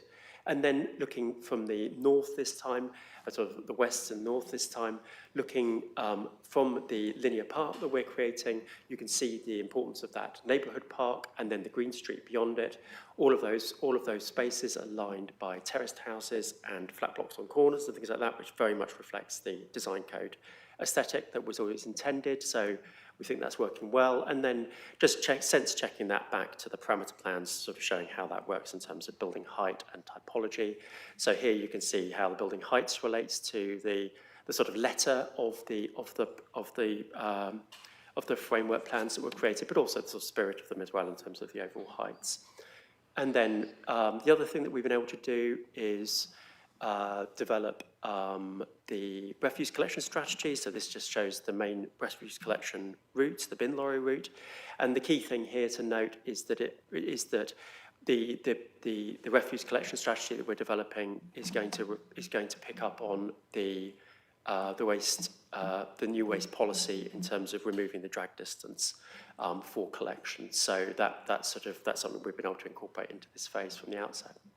Again, just going back to that previous diagram that we had at the design code stage, looking at stewardship and adoption, and this diagram just sort of shows how that works in practice in terms of this phase. So you can see here the blue, sort of dark blue green areas, which are all landscape areas, which will be handed to the city for management stewardship.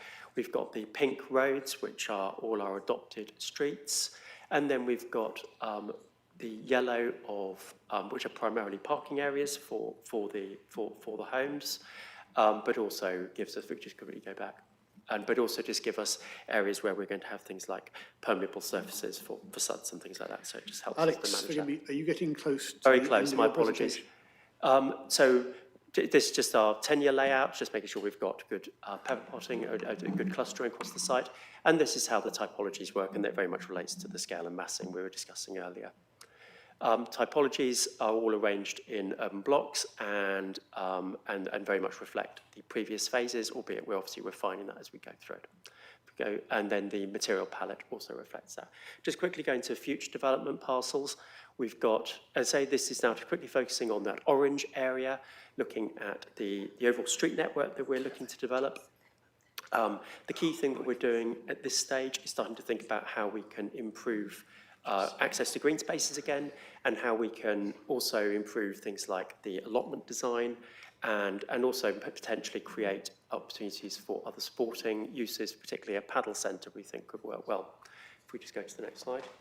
As part of that, what we will be doing is we're working with the officers to look at potential for a slight tweak to the existing parameter plans, which won't change the overall development area, but would slightly change the land use to enable us to give a little bit more space to allotments, a little bit more space to other sporting uses, and a little bit more space to green parkland areas as well, but not to change the overall development footprint. This is just the latest worked example of how that future development might come forward. And you can sort of see that it very much follows the pattern of the previous phases, and we're particularly focusing on the use of things like terraced houses and other typologies to help with things like the sustainability of those designs. But again, very much sticking with the previous principles. Go to the next slide. We've also been testing those other areas, those other enhanced uses. So in this case, looking at the potential for a paddle court complex. Here we've got 4 covered paddle courts, which could be associated directly with both the new secondary school next to its boundary and also the allotments, and could have a close relationship, particularly with the school. It also means that we can do things like we can put parking, we can have parking for the paddle courts, which is also parking for the allotments, so we're getting really good, efficient land use. As part of the future development, we think there's really big opportunities for a more diverse offer in terms of diversity of tenure and things like that. So we're looking at things like co-living homes and build-to-rent studios as part of that, particularly in the local centre, where we can get that sort of diversity of demographics as well, which we think could be really beneficial, particularly next to the care home. And just sort of looking at the moment, we're just starting to look at how those buildings might lay out and how they might relate to the new village green. Tom, if you just... I'm aware we haven't got much time, but this is the water efficiency strategy for the site for the additional parcels. So we're targeting 80 litres per person per day in line with best practice with these 2 steps. So reducing water, those 3 bullet points there, and reusing water through rainwater harvesting systems. I can take questions if anybody has them at the end.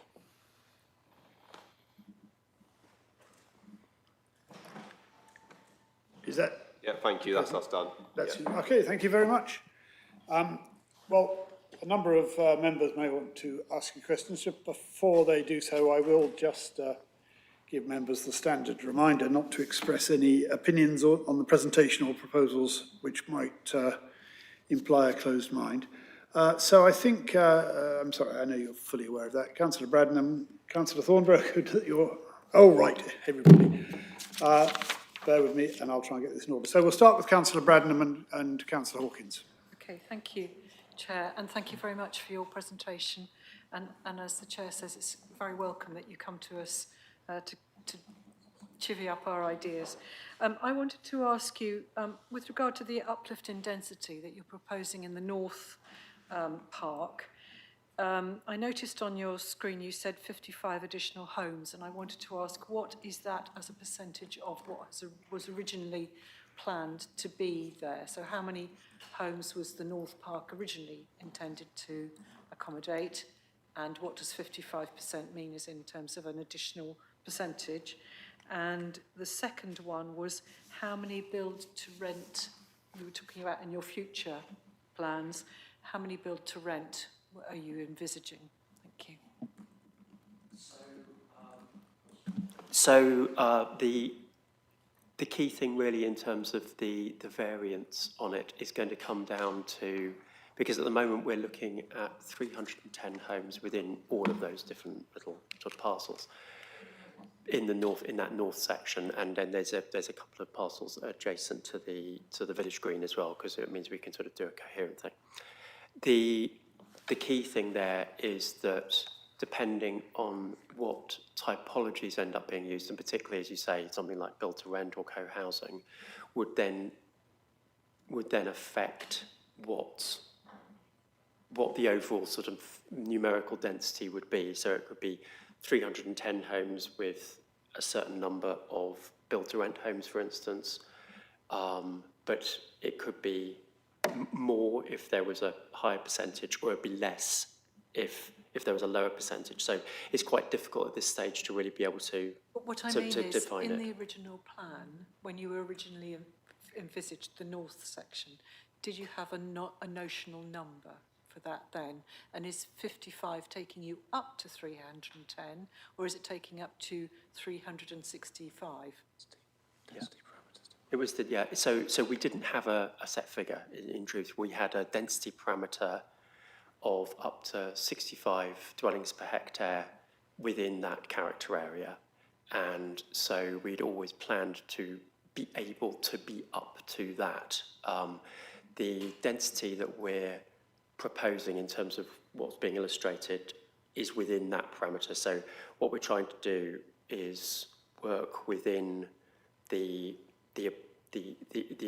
design code and the approved parameters of it. They're not an uplift beyond that. Where I think, well, I was just answering earlier on, the key thing here is that, as you know, density is quite a crude figure in truth, because it really depends on what type of home it is. And so that's where it might be that we're saying 310 at the moment, but actually it would be slightly lower or slightly higher depending on the kinds of homes, because obviously if you're making, for example, a care home, each individual bed in a care home counts as a unit. So you can sort of see how that can slightly skew things.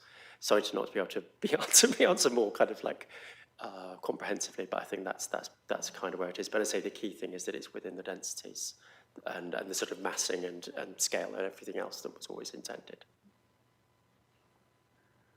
Councillor Toomey Hawkins. Thank you, Chair. Thank you for your presentation. I think it's two things for me. You showed, I think, towards the end, where there's going to, the next phase is where there's a slight difference. I couldn't quite see what the difference was going to be. That's the one. Do you want me to talk you through it? As quickly as you can. Yeah, no problem at all. So if you look, so the yellow area is the development area, the development footprint. That doesn't change. So you're quite right. It's sort of spot the difference. The change is, you'll see there's a brown area at the top, kind of above the yellow area at the very top of the diagram. Yeah. And then there's the green area of the school. And when the parameter plans were done way back when, there was an additional allowance for the school footprint area over and above the Section 106 requirement, because at that point we needed to allow for various other landscape features, a bund essentially, within the school boundaries, so we needed to take that off. That work's now been done, and there's a bit of excess area essentially left over now that that design is more developed. What that means is we think there's a way of reassigning some of that space to other social uses. And so what we're doing is we're looking at, if you can just see, it's a bit small, I know, but there's the brown area essentially becomes straightened off, so it doesn't have the funny little bit of sort of wedge taken out of it.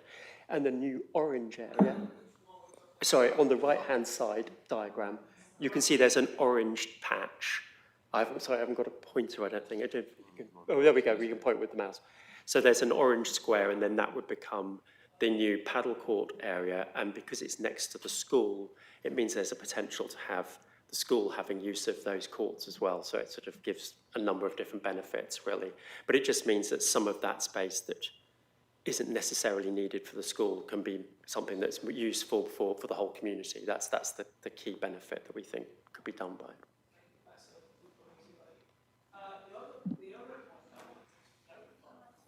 Sorry, thank you. Thanks for that. The other point I wanted to clarify was your bin round. You had blue lines and red line, but again, what does that mean? We'll just go back to it. It's a very valid question. So if you can see on that diagram, the key thing here really is the red line is just the outline of the proposed outline of the application, the RMA6 application. The key lines here are those sort of dotted blue lines, the thick dotted blue lines. And what they do is they show the bin lorry route and any of its necessary turning heads and things like that to be able to access all of the bin collection points on the phase. And the key thing that we've been developing up with the officers to this point is essentially to make sure that all then the bin collection points don't require that drag distance that has been changed since when we did the design code. There was a 10-metre drag distance, which has since been removed. I think Councillor Thornborough was next. Thank you very much. I think so. I've had reports from residents who live in existing Cherry Hinton about the increased traffic in the old village. And in their minds, a lot of it is to do with the construction traffic going through the village, made worse by what they say is the Mill Road closure. I know there's a lot of roadworks around that area as well. So one thing is, if we're increasing the number of residential units, there was a whole issue about the car movements in the old village. So I'll just go through my questions now. So that is something that's really important. And the other thing they've also brought to my attention is the public right-of-way through around the back to Teversham. They're really concerned about the current condition and how it used to be a really lovely walk and now it's really degraded. So I think maybe we should go and have a walk down there, but maybe you could look at that. But one thing I wanted to really ask about was that today, we've been advised today that government advisors have said we must plan against extreme weather and that we will be reaching 2 degrees increase in temperature by 2050 in 25 years. And I know you are a key sponsor of Architects Climate Action Network. So what this will mean is that 4 out of 5 years going ahead, we will have heat waves and droughts will double. And what can we do to try and make this scheme as resilient as possible in the future? So two things really, again, we always ask about is overheating of buildings and not relying on a methodology to prove that they're going to be okay, but really deal with passive cooling. And the other thing is about landscaping and ensuring that the landscaping is as resilient as possible. So these aren't really things that they're not, our current local plan policy doesn't ask for this, but they're just something that may not be difficult to bring forward, but it's something that I think we'll be asking more and more about in the future. Thanks. Yeah, I was going to say, I'll take the first two quickly and then I'll hand over to Tom. So I think, firstly, absolutely fair point around traffic and construction traffic. I know there's been a huge amount going on there in terms of roadworks and all I can say on that is we're at early stages in terms of we've had initial discussion with the Highway Authority. We're currently scoping out the junctions that we all need to model as part of looking at the increase in density, which is obviously going to be quite an in-depth process. But we've had a first initial meeting with them. They've asked us to go away and just look at the scope just to make sure it's robust. But we're very aware that obviously there's been capacity issues in the area, and we'll need to work that through and look at what mitigation options there are. The second point, we were aware of. I think we've been actually Bellway have been contacted directly by some residents regarding the public right of way. So there was some vegetation that was removed. I think that was vegetation that was identified removal, but I think we're at that point now where the vegetation's come out. We've got a very detailed landscape planting scheme of planting to go in as part of our RMA1 proposals, but you've had that sort of, the vegetation's come out, some of it to facilitate works that we've needed to do, but in time, I think, you know, once the new planting is in this planting season and beyond, hopefully it'll be a very pleasant right of way again, and I'll hand over to Tom to take the sustainability. Thanks. Yeah, the climate resilience question is a really valid point. We're taking it extremely seriously. So we're going to look at, on the overheating side, we're going to model it with the advanced weather files. So they've just been updated, SIBSI weather files for 2050. We're going to be using that as a basis rather than current one, which probably isn't fit for purpose. But then I think to answer your question in a more blunt way, we're going to look at the cooling hierarchy, which prioritises passive measures first. So looking at glazing, looking at shading measures, stopping the heat get in before it's in. I think that's going to be our strategy. On water as well, that's obviously climate resilience. We've shown the slide what we're going to do, rainwater harvesting. That will also help sewage issues as well. So it prevents floods and combined sewer overflow issues as well. Just to add to that as well, just from a design code perspective, obviously one of the opportunities that I had an interesting conversation with Emma Davis, the officer, around this, is that there's potential to look at doing a very small addendum to the existing design code for any uplift to capture exactly what Tom was describing, and also things like, yeah, those strengthened solar passive measures and things like that. So we think that there's, without going back and rewriting the design code, because it's established a lot of those principles anyway, we just think there's a way of adding to it as well to essentially reflect those changing circumstances. So just the landscaping, the specification of the landscaping and planting really needs to be carefully thought through, yeah. So that would be part of that process, yeah. So, does that conclude your, I think it's Councillor Porrow next, and then Councillor Stobart. If you're happy with that order. Thank you very much for the presentation. I did go on the site visit in, I think it was July, wasn't it, or August? So, yes. And I have to say, so far, it's been impressive, as has the design code, so I'd hope that would continue. Could I just confirm then, so you had an allocated density across and an indicative number of houses, which you've now in effect reached, which is, I mean, I take no view whether that's good or bad, it's just to try and get my head, is that because you've built out to the maximum density across the site sort of thing, and therefore in effect you've run out before you've filled the last parcel? Would that be broadly where we're at? Yeah, if I start and Alexis can chip in. So basically when the original outline consent was granted, it set sort of parameters in terms of density for each parcel. So there's quite a big range between upper and lower density for each parcel. So RMA3, what we've called RMA3, RMA4, RMA5. So for every single parcel, we've been within the density parameters, but we've been more nearer to the top end of the density parameters rather than at the bottom end of the density parameters. So what that has resulted in is effectively we've now got to the point where, because we've been at the higher end of the density parameters, that we've reached the 1,200 units with additional space left on the site. Yeah. That, with your permission, that's kind of how I understood it. So I suppose my question would be, obviously, if you do wish to extend further with more houses, is there going to be an impact on things like schools provision, open space provision, GPs? And I suppose you don't necessarily need to answer that now, but I think when it comes forward, that would be something I'm imagining most members would be very interested in, because obviously the site we're looking at in the round would have obviously been predicated on those original numbers. And I just had a couple of other things. Obviously, it's great to hear about the 80 litres per person per day and the fact that dual aspect is everywhere. That is so important with climate. Paddle courts, I noticed just nationally there seems to be loads of problems with noise with those. I'm sure you're probably aware of it.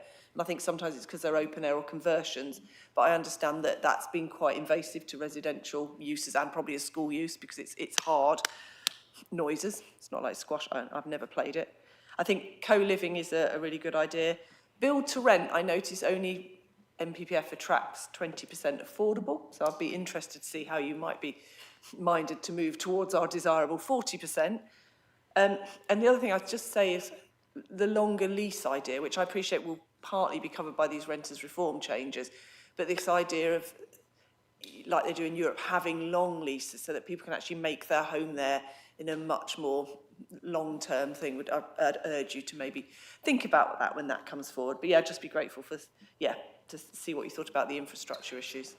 Yeah, I'll start and I'll hand over to Alexis. So firstly, absolutely right from a sort of an education, healthcare perspective. We are, again, early stages, but we're engaging with all of those bodies around the additional impact, whether that's financial contribution, whether that's anything else. I mean, obviously we've been aware from county, without saying too much, with the sort of falling birth rates, actually we've been really trying to encourage them to bring forward the schools on the site. So, I'm jumping 3 steps from where we are now, but actually there might be some positives around increase in density, and it might help bring forward, particularly the primary school. Just to start on open space, and I'll hand over to Alexis, but from a local plan policy position, so if you took the policy requirements under the local plan, I think that would have given you a requirement for just over 10 hectares of open space on the site. We've actually got the outline consent and how we reworked it under the parameter plans, which PTE did, had nearer to 15 hectares of open space. So if you then recalculate the requirement, you're up nearer 14 hectares, but we've still got in excess of that in the site. And I think in addition to that, Alexis can. So absolutely. So when we first did the work anyway, we made the whole development a bit tighter and more efficient, just because that's our job. But what we've been doing since then, just talking it through a moment ago, is essentially identifying all those areas where actually beyond the parameter plans, we're then able to add further green spaces. The other thing just around green spaces particularly is that it's not just the amount, it's the sort of accessibility and usability of those spaces. And that, again, is something that we've really prioritised. So we think that, there's lots of opportunity to do that. And I think just very quickly, just on the paddle courts, I think, again, that's a fair point, and I think we need to look at that in terms of adjacencies with those neighbouring properties. We haven't got as far as yet as, is it going to be fully enclosed? Is it going to be partly enclosed? But I think that's a valid point. Councillor Stobart, I think.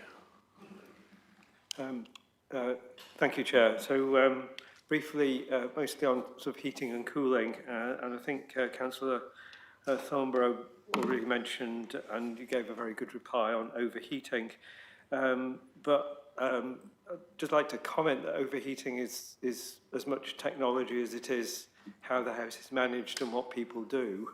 And I think that makes for a different development question, doesn't it, as to how you do the induction of new residents to achieve some of those gains. And of course, we shouldn't forget the incidence of asthma across Cambridgeshire is very high, and you can't fling the windows open on a dual aspect house if you have asthma. So these are some things to consider, that there's a deeply personal aspect, I think, to overheating, which we need to think about. I was wondering, I remember in earlier presentations about Springstead Village, we talked about PV and that it was an option, and I wonder how that's working out for the new parcels. Has that take-up of PV been encouraging? Will PV be installed automatically? So that's one other thing. And then, are all those homes, will they have electric vehicle charging points? And if not, are they ready to be installed in a sensible fashion? So they're my questions, Jeff. I can answer some of those, and I know my colleague has got loads of things around the sort of the overheating questions that you're asking. The first thing really is to say, all of the homes have EV car charging built in, so they all get that space. And we're also obviously putting in the infrastructure for all other spaces as well, but basically it's all built in from scratch. In terms of the PV, as you might remember from when we did presentations previously, yes, we've designed the buildings so that they're capable of having the PV added to them. Our problem has been that we've had quite a lot of pushback in terms of the airport next door, and that's been the big problem. obviously with the news that Marshall aren't leaving anytime soon, adds to that problem for us. So whilst we have been able to negotiate one small deviation on that for the community building, which we're going ahead with, we've not been able to do that for all the other homes, which obviously is a frustration, if I'm being completely honest. So we're having to make sure we deliver the uplift that we're getting in terms of the energy efficiencies through the SOS heat pumps that we're using and also through the fabric improvements that we're doing. But we're not able to also add the PV at this stage. So it's a sort of, it's there in the design code as a desire, but it's not something we're able to do as of right now. Yeah, just on the point on overheating, that's a great point. So we're going to look at all the available technologies. One of those may be MVHR ventilation for the flats. But yeah, as you know, it's really about keeping the heat out and then ventilating it if it is there. So, but yeah, great point. Councillor Smart, I think you had some questions. Yep, thanks, Chair. So a couple of concerns and mostly helpful points. So good presentation. You're obviously a very competent team. Thank you. Uplift. So that's a nice word for squeezing in some more. That may be a problem, but we'll see. Alexis, so you're sort of constructing environments for people to live in. It's quite a responsibility that you can improve people's lives potentially. I think what you've shown today has been quite impressive. I think there's always room for improvement now. I think a lot of the sort of detail stuff that probably you're too high up in your organisation to cope with, you know, maybe other people do this, but the things like, you know, the way that the layouts are done and how much detail and texture there is can really improve the look of things. And what I mean by that is trying to attract people into environments. So when I walk around some of these new schemes, I see the new schemes which look good, but I don't see any people because they're not there. And if you can try and get those people into those environments, I think that'll be good, both in their gardens and in the public space. So, you know, I could see, maybe it's just diagrammatic, but in the back gardens there was a tree in every right-hand end of the garden going along, which made sense in terms of sun orientation and all that. But you could have sort of treated those back gardens as a sort of environment for all the neighbours to work together with. I mean, when I was a boy, we had chestnut fences wire-tied, you know, at waist height, and you could see your neighbours and interact with your neighbours. I don't know what the plan is here, whether you have 6-foot wooden fences, you can actually see your neighbours. But I'd say use all those gardens together, put the trees asymmetrically around the space, use hedging and other planting to make those spaces an attractive environments for people to actually want to spend time in. I think, so moving on, intimate pockets of open space.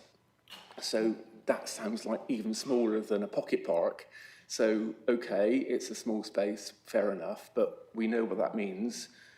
And who's going to manage all those spaces? I presume you're going to want to give them to the city council to manage, to cut the grass, all that sort of thing, and the play areas, and the other thing, the neighbourhood park and all that, so be clear on that. In terms of numbers, the extra number I wasn't quite clear about, I think it was 355 in total. The affordable percentage out of that, what are you going to go for? I think things like wetland seed mix and native hedgerow, excellent, well done, really good. That's not just average, that's better than normal, we'd see. The BMX track and stuff like that, yeah, that applies as well, you know, who's running it, who's going to look after it and everything. Refuse, so the refuse area, something reference store and bring banks. I suspected, or I don't know, that was some sort of space for people to bring their rubbish to. I'm worried about that because that will encourage fly tipping, if that's what you mean. And the 10-year slide, I couldn't see it because it was so quick. I wasn't quite sure what the 10-year mix was going to be. Allotments, you said, is that the best thing or is a community garden the best thing?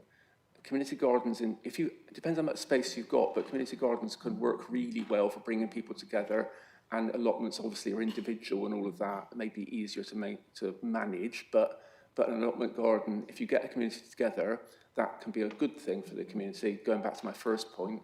And almost finally, I think in terms of co-living and residents involved and all of that, are you involving residents right now? Because you could bring people together, potential buyers and renters, coming together in some sort of facilitated meeting that you organise. What do you want, guys? How would you like it laid out? Get them to buy into the thing right now before they even get on into their houses, and then you'll have a community that will be ready to go. There's loads in there, isn't there? I mean, look, I mean, the first thing, just that general point about, yeah, getting people into landscape, getting people meeting each other, yeah, we completely agree. You're pushing it an open door with me in terms of the idea of more sharing within gardens. I think there really is potential to do that. One of the things we talked about for the uplift areas, particularly not so much for RMA6, but for the uplift areas, was that particularly for some of the smaller houses where there might be real benefits in doing that instead of just having a very small garden. I'm just trying to remember all the other things. I should have written them all down. I was going to say, just on the Bring Bank, so that's actually a requirement under the existing outline consent. So we've just identified, if you can just see my mouse here, that's the area we've potentially identified for it. But if you just see where can you see the little grey area here? So that's the Bring Banks area. So it's in between, just next to the. Yeah, that's right. Yeah. And the requirement under the outline consent was it wanted to be relatively central within the site. We found it quite difficult with actually the sort of main RMA5, you know, where the convenience store is, because it'd be quite public. So we felt like this was a good location, but obviously access off the primary road. And so just to be absolutely clear, and so I know we whizzed through that at pace. So it's 355 dwellings within the RMA6 area. So that's under the current consent. And then we're currently looking at 310 within the uplift application area. Right. Thank you. No, it's 310 extra, yes. So the uplift area is 310. I haven't worked out the percentage on that, but we can do, obviously. Sorry, actually, just one other thing before we get off of all of those good points.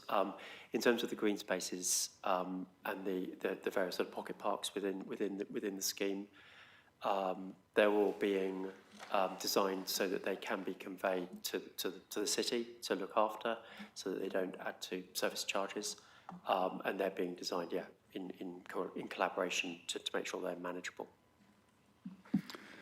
Thank you very much. I'm glad that point came up. Councillor Khan, were you wanting to? Just simply ask if you talked about taking it to the city, this will cover both areas within South Cambs and in the city, the whole of the development. Yeah, that's correct. So the city would take South Cambs areas as well. Yes. Well, I think we've had a fair bit of time, a very clear presentation, and we've also benefited from the chance to see some of this on the ground previously. So let me wrap up with a couple of questions of my own, if I may. And reflecting what others have said, I think Councillor Smart raised in particular the importance of people being able to feel that they're in control of managing their own environment. We have some examples, particularly on the boundary between City and South Cambs, which for the moment remains separate authorities, where residents feel very frustrated that they can't get things done or do them themselves. And it's very important, I think, to have a clear transition from initial management having to be undertaken by the developers towards the community taking control of their own circumstances and surroundings. Looking at the question of affordability, it always seems to me it's not just a matter of what percentage of the houses meet the government criteria, but whether it actually meets the needs of those coming in who are challenged. I'm thinking in particular of the report produced for CBC Limited by Litchfields. And I imagine that probably some of the employers on the Cambridge Road out to Fulbourn would experience the same situation. A number of young people coming in without local connections, without knowing anyone locally, and genuinely, well, let's face it, not well paid, not able to afford, but potentially good customers for the future on a commercial basis. And I wondered whether you've considered the role of co-living, because the Litchfield report that I referred to showed a remarkable demand for that sort of lifestyle. And just quickly, so that we can wrap this up, on environment and biodiversity net gain, I would mention a number of local groups, environment concerned about Swifts, Swift boxes, and even Swift bricks. And I wondered whether you'd considered those. I should have declared I'm a chair of a local green group, but ignore that. If you have any plans in that direction, it would be helpful to know. So, yes. Very quick answers. So first of all, absolutely in terms of co-living, the apologies we had to zip through it so quickly. This slide that's just up at the moment shows the planned co-living block, which would be overlooking the village green in the local centre. We think that's just the best place to have it. It's right on the new public transport route that's planned, with the bus stop just outside it, and obviously just near the shop as well. It's also right next to the planned care home as well, so it starts to create that really nice sort of multi-generational neighbourhood. So yeah, we're completely on board with that.